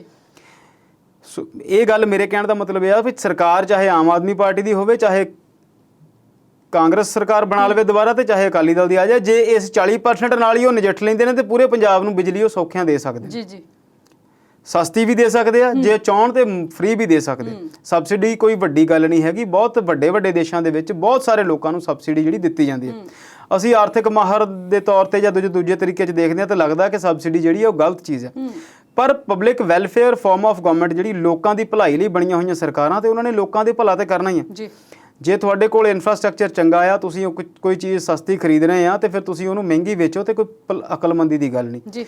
ਪੰਜਾਬ ਦੀ ਸਰਕਾਰ ਜਿਹੜੀ ਆ ਬਹੁਤ ਇੰਨੀ ਮਹਿੰਗੀ ਵੀ ਬਿਜਲੀ ਨਹੀਂ ਖਰੀਦ ਰਹੀ। ਜਿਸ ਬਿਜਲੀ ਦੇ ਸੌਦਿਆਂ ਦਾ ਰੌਲਾ ਪੈ ਰਿਹਾ ਕਿ ਵਾਈਟ ਪੇਪਰ ਜਾਰੀ ਕੀਤਾ ਜਾਵੇ, ਬੀਤੀ ਸਰਕਾਰ ਦੇ ਵਿੱਚ ਜਿਹੜੇ ਸੌਦੇ ਹੋਏ ਬਿਜਲੀ ਦੇ ਪ੍ਰਾਈਵੇਟ ਥਰਮਲ ਪਲਾਂਟ ਲੱਗੇ ਜਾਂ ਦੂਸਰੇ ਬਿਜਲੀ ਘਰ ਜਿਹੜੇ ਪ੍ਰਾਈਵੇਟ ਕੰਪਨੀਆਂ ਨੇ ਲਾਏ, ਸਵਲੀਨ ਜੀ ਉਹਦੇ 'ਚ ਬਹੁਤ ਵੱਡਾ ਰੋਲ ਘਚੋਲਾ ਆ। ਉਹ ਜਿਹੜਾ ਬੰਦਾ ਉੱਥੋਂ ਬੈਠ ਕੇ ਟਵੀਟ ਕਰ ਰਿਹਾ ਉਹਨੂੰ ਇਹਨਾਂ ਗੱਲਾਂ ਦਾ ਪਤਾ ਹੈ। ਉਹਨੇ ਦਿੱਲੀ ਦੇ ਵਿੱਚ ਵੀ ਜਦੋਂ ਕੰਪਨੀਆਂ ਨਾਲ ਰੌਲਾ ਪਿਆ ਸੀ, ਟਾਟਾ ਨਾਲ ਸੀ ਜਾਂ ਅੰਬਾਨੀ ਅਡਾਨੀ ਨਾਲ, ਜਿਹਦੀ ਵੀ ਉੱਥੇ ਦਿੱਲੀ ਦੇ ਵਿੱਚ ਬਿਜਲੀ ਵਿਤਰਣ ਪ੍ਰਣਾਲੀ ਚੱਲਦੀ ਆ, ਉਹਨੇ ਉਹਨਾਂ ਨੂੰ ਸਾਰਿਆਂ ਨੂੰ ਠੀਕ ਕੀਤਾ ਉੱਥੇ। ਇੱਥੇ ਪੰਜਾਬ ਸਰਕਾਰ ਨੇ ਜਿਹੜੇ ਸਮਝੌਤੇ ਕੀਤੇ ਹੋਏ ਨੇ ਬਿਜਲੀ ਦੇ ਉਹ ਬਹੁਤ ਗਲਤ ਨੇ। ਬਿਜਲੀ ਬੋਰਡ ਦੇ ਅਧਿਕਾਰੀਆਂ ਨਾਲ ਗੱਲ ਕਰਕੇ ਉਹ ਦੱਸਦੇ ਨੇ ਕਿ 100 ਕਰੋੜ ਰੁਪਈਆ ਅਸੀਂ ਹਰ ਮਹੀਨੇ ਉਹਨਾਂ ਕੰਪਨੀਆਂ ਨੂੰ ਦੇ ਰਹੇ ਹਾਂ ਉਹਨਾਂ ਸਮਝੌਤਿਆਂ ਦੇ ਤਹਿਤ। ਜੇ ਸਰਕਾਰ ਚਾਹੇ ਉਹਨਾਂ ਸਮਝੌਤਿਆਂ ਦਾ ਮੁਲਾਂਕਣ ਕੀਤਾ ਜਾਵੇ, ਉਹਨਾਂ ਸਮਝੌਤਿਆਂ ਨੂੰ ਦੁਬਾਰਾ ਲਿਖਾ ਪੜ੍ਹੀ ਕੀਤੀ ਜਾਵੇ ਤਾਂ ਬਹੁਤ ਸਾਰੇ ਪੈਸੇ ਜਿਹੜੇ ਪੰਜਾਬ ਸਰਕਾਰ ਦੇ ਉਹ ਬਚ ਸਕਦੇ ਨੇ। ਸੋ ਗੱਲ ਸਿਰਫ ਔਰ ਸਿਰਫ ਕੋਰੀ ਰਾਜਨੀਤੀ ਦੀ ਨਹੀਂ ਹੈਗੀ, ਗੱਲ ਇਹ ਵੀ ਆ ਕਿ ਜੇ ਸਰਕਾਰਾਂ ਲੋਕਾਂ ਦਾ ਭਲਾ ਕਰਨਾ ਚਾਹਣ, ਜਦੋਂ ਅਸੀਂ ਛੋਟੇ ਮੁਲਕਾਂ ਦੀ ਗੱਲ ਕਰਦੇ ਹਾਂ ਸਵਲੀਨ ਜੀ, ਹੱਥ ਦੇ 9 ਵਰਗੇ ਮੁਲਕ ਨਹੀਂ ਲੱਭਦੇ ਉਹ ਨਕਸ਼ੇ ਦੇ ਵਿੱਚ। ਜਦੋਂ ਅਸੀਂ ਗਲੋਬ ਤੇ ਝਾਤੀ ਮਾਰਦੇ ਹਾਂ ਤੇ ਜਦੋਂ ਅਸੀਂ ਉਹਨਾਂ ਲੋਕਾਂ ਦੀ ਇਨਕਮ ਦੇਖਦੇ ਹਾਂ, ਉਹਨਾਂ ਲੋਕਾਂ ਦਾ ਰਹਿਣ ਸਹਿਣ ਦੇਖਦੇ ਹਾਂ, ਉੱਥੇ ਦੇ ਲੋਕਾਂ ਦਾ ਜੀਵਨ ਪੱਧਰ ਦੇਖਦੇ ਹਾਂ, ਉਹ ਸਾਡੇ ਨਾਲੋਂ ਕਿਤੇ ਵੱਡਾ ਆ, ਕਿਤੇ ਉੱਚਾ ਆ। ਪ੍ਰਬੰਧ ਉੱਥੇ ਅੱਛੇ ਨੇ, ਸਰਕਾਰਾਂ ਬਹੁਤ ਚੰਗੇ ਕੰਮ ਕਰ ਰਹੀਆਂ ਨੇ ਤੇ ਸਾਡੇ ਕੋਲ ਤੇ ਉਹਨਾਂ ਮੁਲਕਾਂ ਦੇ ਮੁਕਾਬਲਤਨ ਸਾਧਨ ਬੜੇ ਨੇ। ਸਾਰੀਆਂ ਰੁੱਤਾਂ ਨੇ, ਸਾਰੀਆਂ ਫਸਲਾਂ ਨੇ, ਪਾਣੀ ਹੈ, ਬਿਜਲੀ ਹੈ, ਹੋਰ ਸਾਰੀਆਂ ਚੀਜ਼ਾਂ ਨੇ।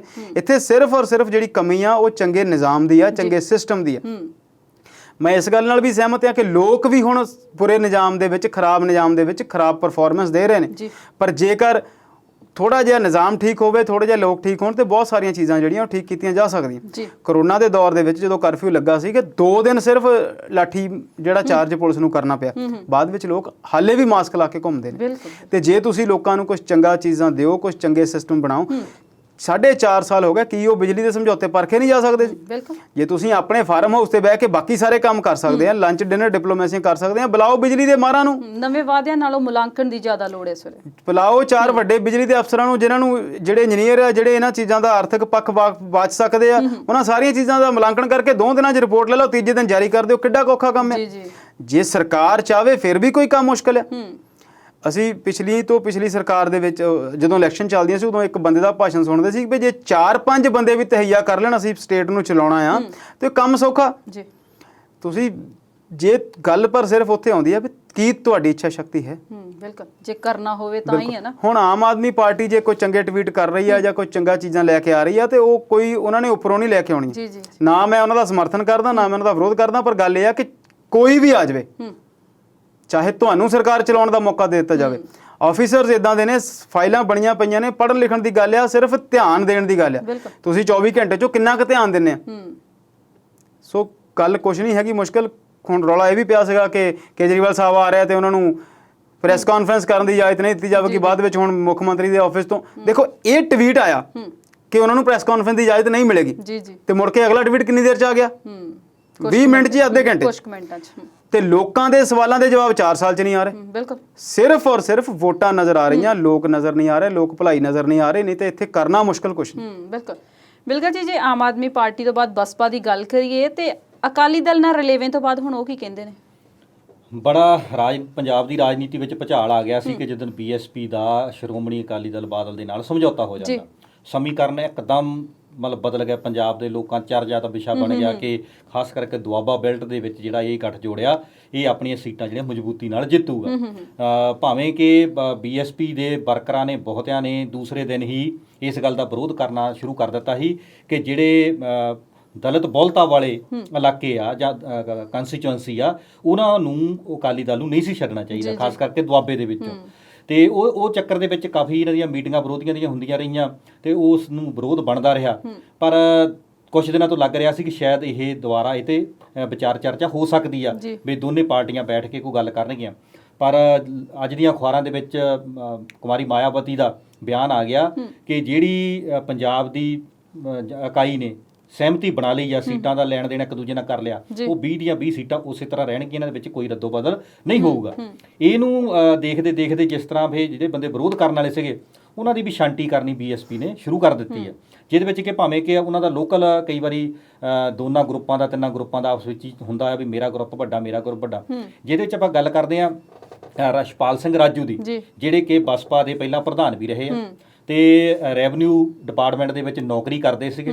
ਸ਼੍ਰੀ ਸ਼ਿੰਗਾਲਾ ਰਾਮ ਸਹੂੰਗੜਾ ਜਿਹੜੇ 2 ਵਾਰ ਗੜ੍ਹਸ਼ੰਕਰ ਤੋਂ ਵਿਧਾਇਕ ਰਹਿ ਚੁੱਕੇ ਆ, ਉਹ ਜਦੋਂ ਬਸਪਾ ਤੋਂ ਪਿੱਛੇ ਹੋ ਜਾਂਦੇ ਆ ਤੇ ਇਹਨਾਂ ਨੂੰ ਉੱਥੋਂ ਸਰਕਾਰੀ ਅਹੁਦੇ ਤੋਂ ਦਵਾ ਕੇ ਅਸਤੀਫਾ 2004 ਦੇ ਵਿੱਚ ਇਹਨਾਂ ਨੂੰ ਬਾਈ ਇਲੈਕਸ਼ਨ ਲੜਾਈ ਜਾਂਦੀ ਆ। ਉਸ ਤੋਂ ਬਾਅਦ ਨੰਗਲ ਵੀ ਇਹਨਾਂ ਨੂੰ ਭੇਜਿਆ ਜਾਂਦਾ, ਵੱਖ-ਵੱਖ ਜ਼ਿੰਮੇਵਾਰੀਆਂ ਨਿਭਾਈਆਂ, 3 ਸਾਲ ਪ੍ਰਧਾਨਗੀ ਵੀ ਕੀਤੀ। ਇਸ ਵੇਲੇ ਨਗਰ ਕੌਂਸਲ ਗੜ੍ਹਸ਼ੰਕਰ ਦੇ ਵਿੱਚ ਉਹਨਾਂ ਦੇ ਪਤਨੀ ਜਿਹੜੇ ਆ ਉਹ ਵਾਈਸ ਪ੍ਰਧਾਨ ਆ। ਤੇ ਕੁਝ ਦਿਨ ਪਹਿਲਾਂ ਜਿੱਥੇ ਸਰਕਾਰ ਨੇ ਗ੍ਰਾਂਟਾਂ ਭੇਜੀਆਂ ਤੇ ਉੱਥੇ ਲਵ ਕੁਮਾਰ ਗੋਲਡੀ ਵੀ ਆਉਂਦੇ ਆ, ਐਮਐਲਏ ਜੈ ਕਿਸ਼ਨ ਰੋੜੀ ਵੀ ਆਉਂਦਾ ਆ, ਕਿਉਂਕਿ ਉਸ ਕੌਂਸਲ ਦੇ ਵਿੱਚ ਪ੍ਰਧਾਨ ਜਿਹੜਾ ਉਹ ਕਾਂਗਰਸ ਦਾ ਆ ਤੇ ਸੀਨੀਅਰ ਵਾਈਸ ਪ੍ਰਧਾਨ ਆਮ ਆਦਮੀ ਪਾਰਟੀ ਦਾ, ਤਾਂ ਵਾਈਸ ਪ੍ਰਧਾਨ ਹੈਗੀ ਆ ਰਛਪਾਲ ਰਾਜੂ ਦੀ ਪਤਨੀ ਬਸਪਾ ਵੱਲੋਂ। ਤੇ ਪਰ ਜਿਹੜੇ ਉਹਨਾਂ ਦੇ ਵਿਰੋਧੀ ਸੀਗੇ, ਜਸਵੀਰ ਸਿੰਘ ਗੜੀ ਵਾਲਾ ਗਰੁੱਪ ਜਿਹੜਾ ਚਾਹੁੰਦੇ ਸੀਗੇ ਵੀ ਰਛਪਾਲ ਸਿੰਘ ਰਾਜੂ ਦੀ ਛੁੱਟੀ ਕਿੱਦਾਂ ਕਰਨੀ ਆ, ਤੇ ਉਹਨਾਂ ਨੇ ਉਹ ਸਾਰੀਆਂ ਕਟਿੰਗਾਂ ਲਿਆ ਕੇ ਮਾਇਆਵਤੀ ਸਾਹਮਣੇ ਪੇਸ਼ ਕਰ ਦਿੱਤੀਆਂ ਤੇ ਇਹ ਜੀ ਕਾਂਗਰਸ ਨਾਲ ਮੀਟਿੰਗਾਂ ਕਰਦਾ ਆ ਤੇ ਇਹ ਤਾਂ ਆਉਣ ਵਾਲੇ ਦਿਨਾਂ ਵਿੱਚ ਕਾਂਗਰਸ 'ਚ ਸ਼ਾਮਲ ਹੋ ਸਕਦਾ ਹੈ। ਪਰ ਉਹਨਾਂ ਦਾ ਇਹ ਕਹਿਣਾ ਆ, ਕੋਈ ਸਪਸ਼ਟ ਕਰ ਦਿੱਤਾ ਵੀ ਉੱਥੇ ਮੈਂ ਇਕੱਲਾ ਨਹੀਂ ਸੀ, ਤੇ ਬੀਜੇਪੀ ਦੇ ਕੌਂਸਲਰ ਵੀ ਸੀਗੇ, ਮੇਰੀ ਪਤਨੀ ਕੌਂਸਲਰ ਸੀ, ਮੈਂ ਉਹਦੀ ਜਗ੍ਹਾ ਮੈਂ ਵੀ ਗਿਆ ਸੀਗਾ, ਤੇ ਬਾਕੀ ਜਿਹੜੇ ਆਮ ਆਦਮੀ ਪਾਰਟੀ ਦਾ ਐਮਐਲਏ ਰੋੜੀ ਵੀ ਆਇਆ ਸੀਗਾ। ਤੇ ਉਹ ਸਾਰਾ ਜਿਹੜਾ ਉਹਨੇ ਬਣਾ ਕੇ ਤਾਂ ਰਛਪਾਲ ਸਿੰਘ ਰਾਜੂ ਦੀ ਅੱਜ ਬਸਪਾ ਦੇ ਵਿੱਚੋਂ ਛੁੱਟੀ ਕਰ ਦਿੱਤੀ ਗਈ ਆ, ਜਿਹੜੇ ਕਿ 2015 ਤੋਂ ਲੈ ਕੇ ਪੰਜਾਬ ਦੇ ਪ੍ਰਭਾਵੀ ਵੀ ਰਹੇ ਆ। ਉਸ ਤੋਂ ਬਾਅਦ 16 ਤੋਂ ਲੈ ਕੇ 19 ਤੱਕ ਉਹ ਪ੍ਰਧਾਨ ਵੀ ਰਹੇ ਆ। ਤੇ ਜਿਸ ਤਰ੍ਹਾਂ ਆਪਾਂ ਦੇਖਦੇ ਆ ਕਿ ਬੀਐਸਪੀ ਤੇ ਜਿਹੜੀ ਹੈਗੀ ਆ ਬੀਐਸਪੀ ਤੇ ਕਾਂਗਰਸ, ਇਹਨਾਂ ਨੇ ਸਾਂਝੇ ਤੌਰ ਤੇ ਉਹ ਕੌਂਸਲ ਚਲਾ ਰਹੇ ਆ। ਇਹ ਸਾਰੀਆਂ ਚੀਜ਼ਾਂ ਨੂੰ ਲੈ ਕੇ ਜਿਵੇਂ ਆਪਾਂ ਦੇਖਦੇ ਆ ਕਿ ਲਵ ਕੁਮਾਰ ਗੋਲਡੀ ਜਿਹੜਾ ਉੱਥੋਂ ਇਸ ਵੇਲੇ ਕਾਂਗਰਸ ਨੂੰ ਰਿਪਰੈਜ਼ੈਂਟੇਟ ਕਰ ਰਿਹਾ ਹੈ, ਤੇ ਉਹ ਇੱਦਾਂ ਦੇ ਹਾਲਾਤ ਉੱਥੇ ਬਣਾ ਦਿੱਤੇ ਗਏ ਜਾਂ ਮੀਡੀਆ ਵੱਲੋਂ ਜਾਂ ਬਸਪਾ ਦੇ ਜਿਹੜੇ ਇਹਦੇ ਵਿਰੋਧੀ ਗਰੁੱਪ ਵਾਲੇ ਸੀਗੇ ਵੀ ਇਹ ਤਾਂ ਕਾਂਗਰਸ ਵਿੱਚ ਸ਼ਾਮਲ ਹੋ ਰਿਹਾ। ਤੇ ਇਹਦੇ ਨਾਲ ਹੀ ਦੇਖਦੇ ਆ ਕਿ ਆਉਣ ਵਾਲੇ ਦਿਨਾਂ ਦੇ ਵਿੱਚ ਜਿਹੜੀਆਂ ਸੀਟਾਂ ਤੇ ਜਿਹੜਾ ਬਸਪਾ ਦਾ ਵਿਰੋਧ ਸੀਗਾ ਉਹ ਮੱਠਾ ਪੈਂਦਾ ਜਾਪ ਰਿਹਾ ਹੈ। ਸੀਟਾਂ ਉਹੀ ਪੰਜਾਬ ਦੇ ਵਿੱਚ 20 ਦੀਆਂ 20 ਰਹਿਣਗੀਆਂ।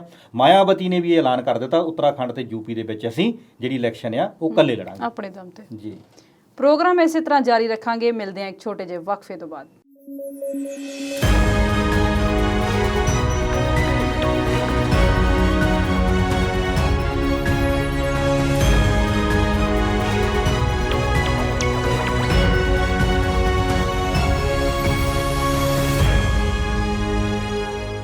ਪ੍ਰੋਗਰਾਮ ਦੇ ਅਖੀਰਲੇ ਹਿੱਸੇ ਵਿੱਚ ਵਿਚਾਰ ਚਰਚਾ ਦੇਖ ਰਹੇ ਦਰਸ਼ਕਾਂ ਦਾ ਸਵਾਗਤ ਕਰਦੇ ਹਾਂ। ਸ਼ਰਮਾ ਜੀ, ਪੰਜਾਬ ਦੀ ਰਾਜਨੀਤੀ ਦੀ ਕੋਈ ਗੱਲ ਕਰੀਏ ਕਿ ਵਧੀਆ ਅੱਗੇ? ਨਹੀਂ, ਕਰ ਲਓ, ਰਾਜਨੀਤੀ ਦੀਆਂ ਗੱਲਾਂ ਜਿੰਨੀਆਂ ਮਰਜ਼ੀ ਕਰੀ ਜਾਓ। ਮੈਂ ਬਿਲਗਾ ਸਾਹਿਬ ਦੀ ਗੱਲ ਸੁਣਦਾ ਸੀ ਕਿ ਬਹੁਜਨ ਸਮਾਜ ਪਾਰਟੀ ਬਾਰੇ ਜਿਹੜੇ ਇਹਨਾਂ ਨੇ ਇੱਥੇ ਦੇ ਅੰਕੜੇ ਪੇਸ਼ ਕੀਤੇ ਉਹ ਬਹੁਤ ਸਟੀਕ ਨੇ, ਠੀਕ ਨੇ ਗੱਲ। ਇਹਨਾਂ ਨੇ ਵਾਕਿਆ ਹੀ ਉਹ ਬੰਦੇ ਇਸ ਕਰਕੇ ਕੱਢੇ ਨੇ ਕਿ ਉਹ ਜਾਂ ਤੇ ਫਿਰ ਇਲੈਕਸ਼ਨ ਲੜਨਗੇ, ਨਹੀਂ ਤੇ ਉਹ ਪ੍ਰਧਾਨ ਬਣਨਗੇ। ਤੇ ਇੱਥੇ ਜਿਹੜਾ ਰੌਲਾ ਆ ਉਹ ਹਰ ਇੱਕ ਪਾਰਟੀ ਦੇ ਵਿੱਚ ਜਿੱਤਣ ਨਾਲੋਂ ਵੀ ਜ਼ਿਆਦਾ ਜ਼ਰੂਰੀ ਆ ਕਿ ਜਿੱਥੇ ਮੈਂ ਆ ਉਹਦੀ ਜਗ੍ਹਾ ਤੇ ਕੋਈ ਹੋਰ ਨਾ ਆ ਜਾਏ। ਜੇ ਅਸੀਂ ਬਹੁਜਨ ਸਮਾਜ ਪਾਰਟੀ ਦੀ ਗੱਲ ਕਰੀਏ, ਜਿਹੜੀ ਉਹਨਾਂ ਨੇ ਗੱਲ ਕੀਤੀ ਹੈ ਉੱਤਰ ਪ੍ਰਦੇਸ਼ ਦੇ ਵਿੱਚ ਜਿੱਤਣ ਦੀ, ਤੇ ਉਹਦੇ ਵਿੱਚ ਜੇ ਅਸੀਂ ਇੱਕ ਹੋਰ ਪਿਛਲੇ ਦਿਨਾਂ ਦੀ ਗੱਲ ਜਿਹੜੀ ਅਸੀਂ ਜੋੜੀ ਵੀ ਸੀਗੀ ਕਿ ਸ਼ਰਦ ਪਵਾਰ ਹਿੰਦੁਸਤਾਨ ਦੇ ਵਿੱਚ ਵੱਡੇ ਲੀਡਰ ਨੇ ਤੇ ਉਹ ਕਾਫੀ ਜਗ੍ਹਾ ਤੇ ਮੀਟਿੰਗਾਂ ਕਰ ਰਹੇ ਨੇ। ਤੇ ਹੁਣ ਸ਼ਰਦ ਪਵਾਰ ਦੀ ਜੇ ਅਸੀਂ ਗੱਲ ਕਰੀਏ ਤੇ ਇੱਕ ਦਿਨ ਕੁਲਦੀਪ ਜੀ ਨੇ ਗੱਲ ਕੀਤੀ ਸੀ ਕਿ ਟੌੜਾ ਸਾਹਿਬ ਨੇ ਜਾਂ ਬਰਨਾਲਾ ਸਾਹਿਬ ਨੇ ਉਹਨਾਂ ਨੂੰ ਇੱਕ ਦਿਨ ਕਿਹਾ ਸੀਗਾ ਕਿ ਇਹ ਬੰਦਾ ਪ੍ਰਧਾਨ ਮੰਤਰੀ ਬਣੇਗਾ। ਪਰ ਉਹ ਸਮਾਂ ਉਹ ਨਿਕਲ ਚੁੱਕਿਆ। ਸ਼ਰਦ ਪਵਾਰ ਹੁਣ ਭਾਰਤ ਦੇ ਪ੍ਰਧਾਨ ਮੰਤਰੀ ਤਾਂ ਨਹੀਂ ਬਣ ਸਕਦੇ, ਪਰ ਨਾਲ ਜਸ਼ਵੰਤ ਸਿਨਹਾ ਨੇ ਕੁਝ ਹੋਰ ਸੀਨੀਅਰ ਲੀਡਰ ਰਲੇ ਹੋਏ ਨੇ। ਉਹ ਇਸ ਗੱਲ ਲਈ ਜ਼ਰੂਰ ਜਦੋਜਹਿਦ ਕਰ ਰਹੇ ਨੇ ਕਿ ਲੋਕ ਜਿਹੜੇ ਆ ਕੌਮੀ ਵਿਚਾਰਧਾਰਾ ਦੇ ਲੋਕ ਜਾਂ ਬੀਜੇਪੀ ਤੋਂ ਵੱਖਰੀ ਵਿਚਾਰਧਾਰਾ ਦੇ ਜਿਹੜੇ ਸਾਰੇ ਲੋਕ ਨੇ ਜੇ ਉਹ ਇਕੱਠੇ ਹੋ ਕੇ ਲੜਨ ਤੇ ਉਹਨਾਂ ਦਾ ਜਿਹੜਾ ਇੱਕ ਮੁੱਢ ਇਹੋ ਜਿਹਾ ਵੱਜ ਸਕਦਾ, ਇੱਕ ਸੰਗਠਨ ਇਦਾਂ ਦਾ ਬਣ ਸਕਦਾ ਜਿਹੜਾ ਦੂਸਰਾ ਧਿਰ ਹੋਵੇ ਚਾਹੇ ਤੀਸਰਾ ਧੜਾ ਹੋਵੇ ਪਰ ਉਹ ਬੀਜੇਪੀ ਦਾ ਕੁਝ ਮੁਕਾਬਲਾ ਕਰ ਸਕੇ। ਜਦੋਂ ਅਸੀਂ ਇਹਨਾਂ ਸਾਰੀਆਂ ਚੀਜ਼ਾਂ ਨੂੰ ਵਿਚਾਰਦੇ ਹਾਂ ਕਈ ਵਾਰ ਅਸੀਂ ਦੇਖਦੇ ਹਾਂ ਕਿ ਸਾਰੇ ਇਕੱਠੇ ਹੋ ਕੇ ਲੜਨ, ਪਰ ਬਹੁਤ ਸਾਰੀ ਲੜਾਈ ਇਦਾਂ ਦੀ ਹੁੰਦੀ ਹੈ ਜਿੱਥੇ ਅਸੀਂ ਇਕੱਠੇ ਹੋ ਕੇ ਨਹੀਂ ਲੜਨਾ ਹੁੰਦਾ। ਅਸੀਂ ਇੱਦੇ ਦੋ ਇਹੋ ਜਿਹੇ ਤਰੀਕਿਆਂ ਦੇ ਨਾਲ ਲੜਾਈ ਜਿਹੜੀ ਲੜਨੀ ਆ ਵੋਟਾਂ ਦੀ ਕਿ ਸਾਡੀਆਂ ਉੱਥੇ ਵੋਟਾਂ ਜਿਹੜੀਆਂ ਉਹ ਕੱਟੀਆਂ ਵੀ ਨਾ ਜਾਣ ਤੇ ਉਹਦਾ ਵਿਰੋਧੀਆਂ ਨੂੰ ਫਾਇਦਾ ਵੀ ਨਾ ਹੋਵੇ। ਜਦੋਂ ਭਾਜਪਾ ਦੇ ਵਿੱਚ ਯੂਪੀ ਦੀ ਲੜਾਈ ਦੇ ਵਿੱਚ ਉਹਨਾਂ ਨੇ ਗੱਲ ਕੀਤੀ ਆ ਮਾਇਆਵਤੀ ਨੇ ਕਿ ਅਸੀਂ ਉੱਥੇ ਸਾਰੀਆਂ ਸੀਟਾਂ ਲੜਾਂਗੇ ਜਾਂ ਇਕੱਲੇ ਲੜਾਂਗੇ, ਸਾਰੀਆਂ ਸੀਟਾਂ ਦੀ ਉਹਨਾਂ ਨੇ ਗੱਲ ਨਹੀਂ ਕੀਤੀ, ਉਹਨਾਂ ਨੇ ਇਕੱਲੇ ਲੜਨ ਦੀ ਗੱਲ ਕੀਤੀ ਆ। ਉਹਦੀ ਵੱਡੀ ਵਜ੍ਹਾ ਇਹ ਆ ਕਿ ਪਿਛਲੀ ਵਾਰ ਉਹ ਰਲ ਕੇ ਲੜ ਕੇ ਦੇਖ ਚੁੱਕੇ ਨੇ ਤੇ ਉਹਨਾਂ ਦਾ ਉੱਥੇ ਫਾਇਦਾ ਨਹੀਂ ਹੋਇਆ ਤੇ ਹੁਣ ਉਹਨਾਂ ਨੇ ਪਲਾਨ ਇਹੀ ਬਣਾਇਆ ਕਿ ਅਸੀਂ ਉਹ ਸੀਟਾਂ ਲੜਾਂਗੇ ਜਿੱਥੇ ਅਖਿਲੇਸ਼ ਯਾਦਵ ਦੀ ਜਿਹੜੀ ਪਾਰਟੀ ਆ ਉਹ ਕਮਜ਼ੋਰ ਹੋਵੇਗੀ ਤੇ ਅਖਿਲੇਸ਼ ਯਾਦਵ ਉੱਥੇ ਸੀਟਾਂ ਲੜਨਗੇ ਜਿੱਥੇ ਮਾਇਆਵਤੀ ਦੀ ਸੀਟ ਜਿਹੜੀ ਆ ਕਮਜ਼ੋਰ ਹੋਵੇਗੀ। ਕਾਂਗਰਸ ਉੱਥੇ ਪਹਿਲਾਂ ਹੀ ਚੌਥੇ ਨੰਬਰ ਤੇ ਆ। ਇਹ ਸਾਰੀ ਜਿਹੜੀ ਇਹਨਾਂ ਨੂੰ ਸਟੈਟਿਸਟਿਕਸ ਜਿਹੜਾ ਸਮਝਾ ਪਾ ਰਹੇ ਨੇ ਉਹਦੇ ਵਿੱਚ ਸ਼ਰਦ ਪਵਾਰ ਦਾ ਵੱਡਾ ਹੱਥ ਆ ਜੀ। ਸੋ ਇਹਨਾਂ ਦਾ ਜਿਹੜਾ ਐਲਾਨ ਆ ਉਹ ਬਿਲਕੁਲ ਸਹੀ ਆ। ਸ਼ਰਦ ਪਵਾਰ ਨੂੰ ਵੀ ਜਦੋਂ ਕੁਝ ਹੋਰ ਬੰਦੇ ਪਿੱਛੇ ਗਾਈਡ ਕਰ ਰਹੇ ਨੇ ਤੇ ਉਹ ਪ੍ਰਸ਼ਾਂਤ ਕਿਸ਼ੋਰ ਨੇ। ਇਹਨਾਂ ਸਾਰੀਆਂ ਚੀਜ਼ਾਂ ਨੂੰ ਦੇਖ ਕੇ ਜਦੋਂ ਅਸੀਂ ਉੱਥੇ ਤੱਕ ਪਹੁੰਚਦੇ ਹਾਂ ਕਿ ਬੀਐਸਪੀ ਜਿਹੜੀ ਆ ਉਹ ਹਾਲਾਂਕਿ ਆਪ ਬਹੁਤ ਵੱਡੀਆਂ ਵੋਟਾਂ ਨਹੀਂ ਲੈ ਕੇ ਜਾਊਗੀ ਪਰ ਉਹ ਜੇ ਆਪਣੀ ਸਮਝ ਦੇ ਨਾਲ ਜਾਂ ਫਿਰ ਇਕੱਠੇ ਹੋ ਕੇ ਜਦੋਂ ਲੜਾਈ ਲੜਨਗੇ ਤੇ ਉੱਥੇ ਇਹੋ ਜਿਹੀਆਂ ਘਟਨਾਵਾਂ ਜ਼ਰੂਰ ਹੋਣਗੀਆਂ ਜਿਹੜੀਆਂ ਰਾਸ਼ਟਰੀ ਰਾਜਨੀਤੀ ਨੂੰ ਪ੍ਰਭਾਵਿਤ ਵੀ ਕਰਨਗੀਆਂ ਤੇ ਯੂਪੀ ਦੇ ਵਿੱਚ ਬੀਜੇਪੀ ਦੇ ਉਹ ਚੀਜ਼ਾਂ ਖਿਲਾਫ ਵੀ ਜਾਣਗੀਆਂ। ਜਿੱਥੋਂ ਤੱਕ ਲੋਕਲ ਪੰਜਾਬ ਦੀ ਗੱਲ ਹੈ ਉਹ ਬਿਲਗਾ ਜੀ ਨੇ ਕਾਫੀ ਗੱਲਾਂ ਦੱਸੀਆਂ। ਸਾਨੂੰ ਲੱਗਦਾ ਸੀਗਾ ਕਿ ਕੁਝ ਸੀਟਾਂ 'ਚ ਪਰਿਵਰਤਨ ਹੋਵੇਗਾ ਪਰ ਹੁਣ ਉਹਨਾਂ ਨੇ ਇਹ ਗੱਲ ਸਾਫ਼ ਕਰਤੀ ਆ। ਪਰ ਉਹਨਾਂ ਦੇ ਇਹ ਗੱਲ ਸਾਫ਼ ਕਰਨ ਤੋਂ ਬਾਅਦ ਜਿੱਥੇ ਉਹਨਾਂ ਦੀਆਂ ਬਹੁਤ ਵੋਟਾਂ ਵਾਲੀਆਂ ਸੀਟਾਂ ਨੇ ਖਾਸ ਤੌਰ ਤੇ ਦੁਆਬੇ ਦੀਆਂ ਜਿਹੜੀਆਂ ਅਸੀਂ 8-10 ਸੀਟਾਂ ਦੀ ਚਰਚਾ ਕਰਦੇ ਹਾਂ ਚਰਚਾ ਉੱਥੇ ਛੋਟੇ ਪੱਧਰ ਤੇ ਜਾਂ ਵੱਡੇ ਪੱਧਰ ਤੇ ਵਿਰੋਧ ਜਿਹੜਾ ਆਉਣ ਵਾਲੇ ਦਿਨਾਂ 'ਚ ਨਜ਼ਰ ਜ਼ਰੂਰ ਆਊਗਾ। ਇਹ ਦੇਖਣਾ ਬਣਦਾ ਹੈ ਕਿ ਮਾਇਆਵਤੀ ਜਾਂ ਪੰਜਾਬ ਦੀ ਲੀਡਰਸ਼ਿਪ ਉਸ ਵਿਰੋਧ ਨੂੰ ਕਿੱਦਾਂ ਹੈਂਡਲ ਕਰਦੇ ਆ ਤੇ ਕਿੱਦਾਂ ਨਹੀਂ।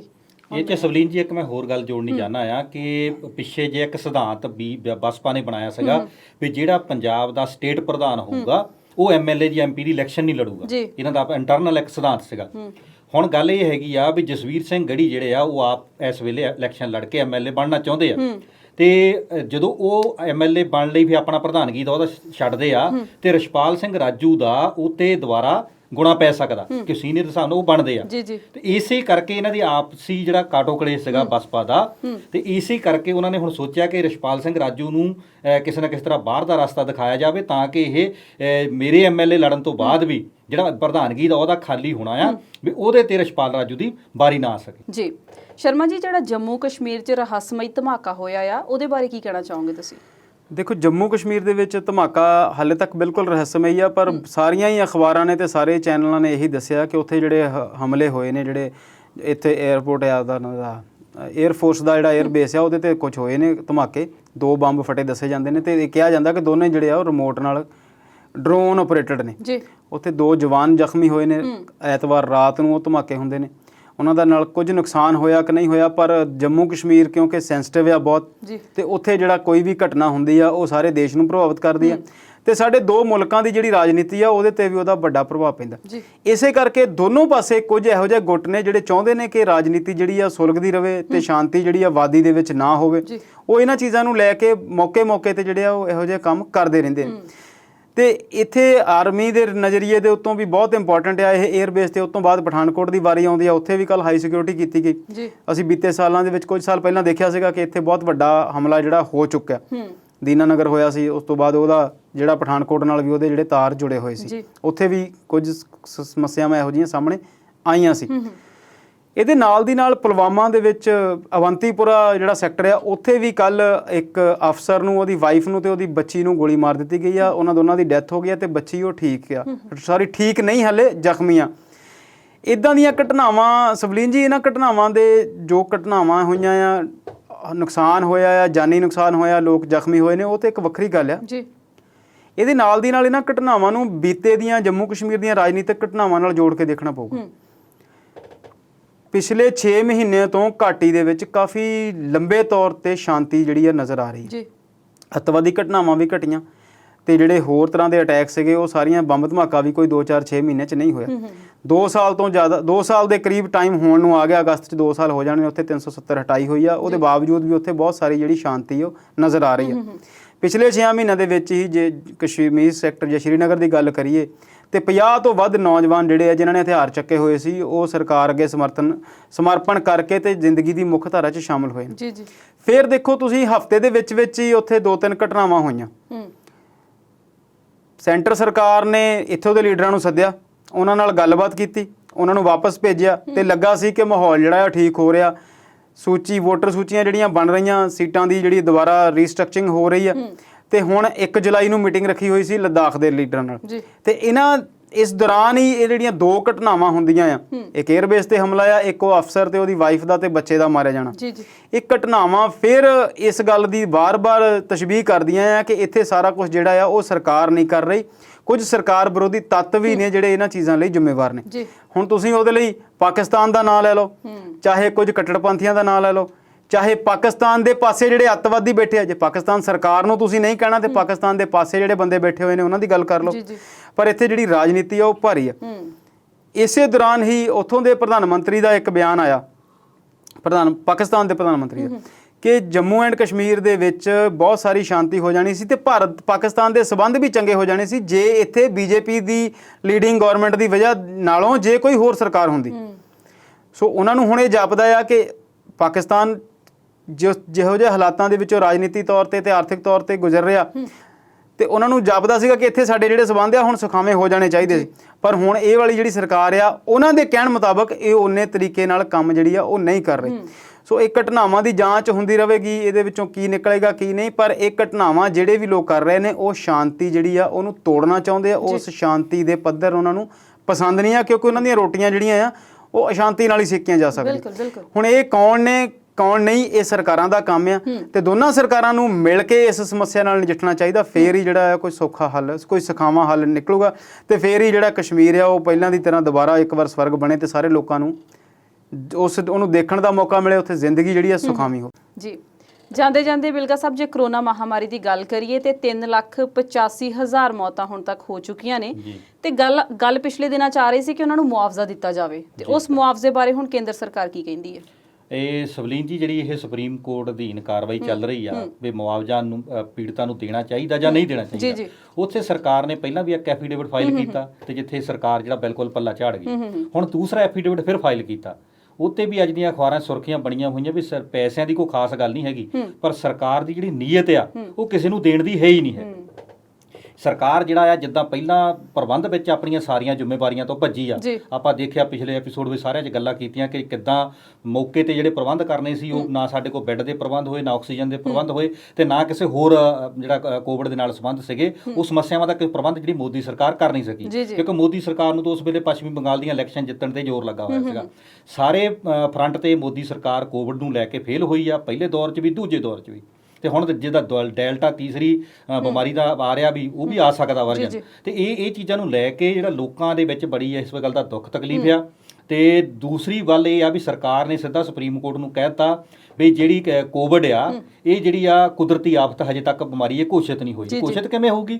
ਦੁਨੀਆ ਵਿੱਚ ਪਹਿਲੀ ਵਾਰੀ ਬਿਮਾਰੀ ਆਈ ਆ ਕਿਉਂਕਿ ਇਹਨਾਂ ਨੇ ਕਿਹਾ ਹੈ ਉੱਥੇ 12 ਜਿਹੜੀਆਂ ਆਉਣ ਵਾਲੀਆਂ ਸਮੱਸਿਆਵਾਂ ਆ 12 ਇਦਾਂ ਦੇ ਹੈਗੀਆਂ ਗੱਲਾਂ ਵੀ ਜਿਨ੍ਹਾਂ ਕਰਕੇ ਜਿਹੜਾ ਆ ਲੋਕਾਂ ਨੂੰ ਫੰਡ ਦਿੱਤਾ ਜਾ ਸਕਦਾ ਜੇ ਲੋਕਾਂ ਦੀ ਮਦਦ ਕੀਤੀ ਜਾਵੇ। ਉਹਦੇ ਵਿੱਚ ਕੀ ਆ? ਸਮੁੰਦਰੀ ਤੂਫਾਨ, ਸੋਕਾ, ਭੁਚਾਲ, ਅੱਗ, ਹੜ੍ਹ, ਸੁਨਾਮੀ, ਗੜੇਮਾਰੀ, ਜ਼ਮੀਨ ਖਿਸਕ ਜਾਣੀ, ਬੱਦਲ ਫਟ ਜਾਣੇ ਤੇ ਇਸ ਤਰ੍ਹਾਂ ਸੀਤ ਲਹਿਰ ਦੇ ਨਾਲ। ਇਹ 10-12 ਜਿਹੜੇ ਸੀਕੁਐਂਸ ਹੈਗੇ ਆ ਜਿਨ੍ਹਾਂ ਦੇ ਕਰਕੇ ਜਿਹੜਾ ਸਰਕਾਰ ਲੋਕਾਂ ਨੂੰ ਸਹਾਇਤਾ ਦੇ ਸਕਦੀ ਆ ਪਰ ਕੋਵਿਡ ਕਰਕੇ ਨਹੀਂ ਦੇ ਸਕਦੀ। ਹੁਣ ਯੂਪੀ ਦੇ ਵਿੱਚ ਵੀ ਭਾਜਪਾ ਵਰਕਿੰਗ ਕਮੇਟੀ ਦੇ ਮੈਂਬਰ ਆ ਇਕਬਾਲ ਸਿੰਘ, ਉਹਨਾਂ ਨੇ ਵੀ ਇਹ ਕਹੀ ਆ ਵੀ ਮੇਰੇ ਖਲਕੇ ਦੇ ਵਿੱਚ ਹਰ ਪਿੰਡ ਦੇ ਵਿੱਚ ਲਗਭਗ 10-10 ਮੈਂਬਰ ਮਤਲਬ ਹਰ ਪਿੰਡ ਦੇ ਉਹ ਇਸ ਬਿਮਾਰੀ ਦੀ ਭੇਟ ਚੜ੍ਹ ਚੁੱਕੇ ਆ। ਵੀ ਜੇ 70-75 ਸਾਲ ਦੇ ਵਿੱਚ ਸਰਕਾਰਾਂ ਹਜੇ ਤੱਕ ਜੇ ਸਿਹਤ ਸਹੂਲਤਾਂ ਨਹੀਂ ਦੇ ਸਕੀਆਂ, ਜੇ ਹਜੇ ਤੱਕ ਸਰਕਾਰਾਂ ਹਜੇ ਤੱਕ ਮੁੱਢਲੀਆਂ ਸਹੂਲਤਾਂ ਨਹੀਂ ਦੇ ਸਕੀਆਂ ਤਾਂ ਫਿਰ ਸਰਕਾਰਾਂ ਇਦਾਂ ਦੀਆਂ ਚੁਣ ਕੇ ਲੋਕਾਂ ਨੇ ਕਰਨਾ ਕੀ ਆ? ਇਹ ਸਾਰੀਆਂ ਚੀਜ਼ਾਂ ਜਿਹੜੀਆਂ ਹੈਗੀਆਂ ਆ ਇਹ ਹੁਣ ਤੱਕ ਦਾ ਮੋਦੀ ਸਰਕਾਰ ਦਾ ਜਿਹੜਾ ਜਲੂਸ ਨਿਕਲ ਰਿਹਾ ਆ ਉਹਦੀ ਗੱਲ ਨੂੰ ਹੀ ਪਹਿਲੀ ਵੀ ਆਪਾਂ ਸ਼ਰਮਾ ਜੀ ਨਾਲ ਗੱਲ ਨਾਲ ਜੋੜੀਏ ਕਿ ਆ ਜੰਮੂ ਕਸ਼ਮੀਰ ਵਿੱਚ ਵੀ ਹੋ ਰਿਹਾ ਇਹ ਵੀ ਲੋਕਾਂ ਲਈ ਇੱਕ ਚਰਚਾ ਆ ਕਿ ਹੁਣ ਸਾਰੇ ਮੁੱਦਿਆਂ ਤੋਂ ਸਰਕਾਰ ਜਿਹੜੀ ਫੇਲ ਹੋ ਚੁੱਕੀ ਆ ਤੇ ਹੁਣ ਜੰਮੂ ਕਸ਼ਮੀਰ ਵਿੱਚ ਕੋਈ ਨਾ ਕੋਈ ਇਦਾਂ ਦੀ ਕਾਰਵਾਈ ਕਰਾ ਕੇ ਲੋਕਾਂ ਦਾ ਧਿਆਨ ਵੰਡਣਾ ਚਾਹੁੰਦੀ। ਜੀ ਸ਼ਰਮਾ ਜੀ, ਕਰੋਨਾ ਦੇ ਤਾਜ਼ਾ ਅੰਕੜੇ ਕੀ ਕਹਿੰਦੇ ਨੇ? ਅੰਕੜੇ ਸੰਤੁਸ਼ਟੀਜਨਕ ਨੇ, ਬਿਲਕੁਲ ਜਿੱਦਾਂ ਪੀਕ ਵੱਧ ਰਿਹਾ ਸੀ ਉਦਾਂ ਹੀ ਹੁਣ ਘਟ ਰਿਹਾ ਆ। ਪਿਛਲੇ 24 ਘੰਟਿਆਂ ਦੇ ਵਿੱਚ ਕੋਈ 45-46 ਹਜ਼ਾਰ ਨਵੇਂ ਕੇਸ ਆਏ ਨੇ ਤੇ ਮੌਤਾਂ ਦੀ ਜਿਹੜੀ ਗਿਣਤੀ ਆ ਉਹ ਸਵਲੀਨ ਜੀ 1000 ਤੋਂ ਥੱਲੇ ਆ ਗਈ ਹੈ। 900 ਕੁਝ ਮੌਤਾਂ ਜਿਹੜੀਆਂ ਆ ਪੂਰੇ ਮੁਲਕ ਦੇ ਵਿੱਚ ਹੋਈਆਂ। ਤੇ ਇਦਾਂ ਹੀ ਜਿਹੜੇ ਸਰਕਾਰੀ ਅੰਕੜੇ ਉਹ ਤਾਂ ਪੱਕੀ ਟੈਗਲਾਈਨ ਹੈ ਜੀ, ਨਾਲ ਹੀ ਲਿਖ ਦਈਏ ਆਪਾਂ। ਤੇ ਐਕਟਿਵ ਕੇਸਾਂ ਦੀ ਗਿਣਤੀ ਜਿਹੜੀ ਆ ਉਹ 6 ਲੱਖ ਤੋਂ ਘਟ ਗਈ ਆ। 5,70,000 ਜਿਹੜੇ ਨੇ ਐਕਟਿਵ ਕੇਸ ਨੇ ਪੂਰੇ ਭਾਰਤ ਦੇ ਵਿੱਚ ਇਸ ਵੇਲੇ। ਤੇ ਪੰਜਾਬ ਦੀ ਜੇ ਗੱਲ ਕਰੀਏ ਤਾਂ 300 ਦੇ ਕਰੀਬ 290-95 ਨਵੇਂ ਮਾਮਲੇ ਆਏ ਨੇ ਤੇ ਮੌਤਾਂ ਜਿਹੜੀਆਂ ਉਹ 11 ਪਿਛਲੇ 24 ਘੰਟਿਆਂ 'ਚ ਹੋਈਆਂ। ਰਾਹਤ ਵਾਲੀ ਗੱਲ, ਬਿਲਕੁਲ ਰਾਹਤ ਵਾਲੀ ਗੱਲ ਹੈ। ਅੱਜ ਦੇ ਪ੍ਰੋਗਰਾਮ 'ਚ ਬਸ ਇੰਨਾ ਹੀ। ਬਿਲਗਾ ਜੀ ਸ਼ਰਮਾ ਜੀ, ਪ੍ਰੋਗਰਾਮ 'ਚ ਆਉਣ ਲਈ ਤੁਹਾਡਾ ਬਹੁਤ-ਬਹੁਤ ਸ਼ੁਕਰੀਆ। ਉਮੀਦ ਹੈ ਕਿ ਸਾਡੇ ਦਰਸ਼ਕਾਂ ਨੂੰ ਸਾਡਾ ਅੱਜ ਦਾ ਪ੍ਰੋਗਰਾਮ ਪਸੰਦ ਆਇਆ ਹੋਵੇਗਾ। ਅਗਲੀ ਵਾਰ ਨਵੇਂ ਮੁੱਦਿਆਂ ਤੇ ਨਵੀਂ ਗੱਲਬਾਤ ਲੈ ਕੇ ਬਹੁਤ ਜਲਦ ਹਾਜ਼ਰ ਹੋਵਾਂਗੇ। ਤਦ ਤੱਕ ਲਈ ਸਾਨੂੰ ਦਿਓ ਇਜਾਜ਼ਤ। ਸਤਿ ਸ੍ਰੀ ਅਕਾਲ।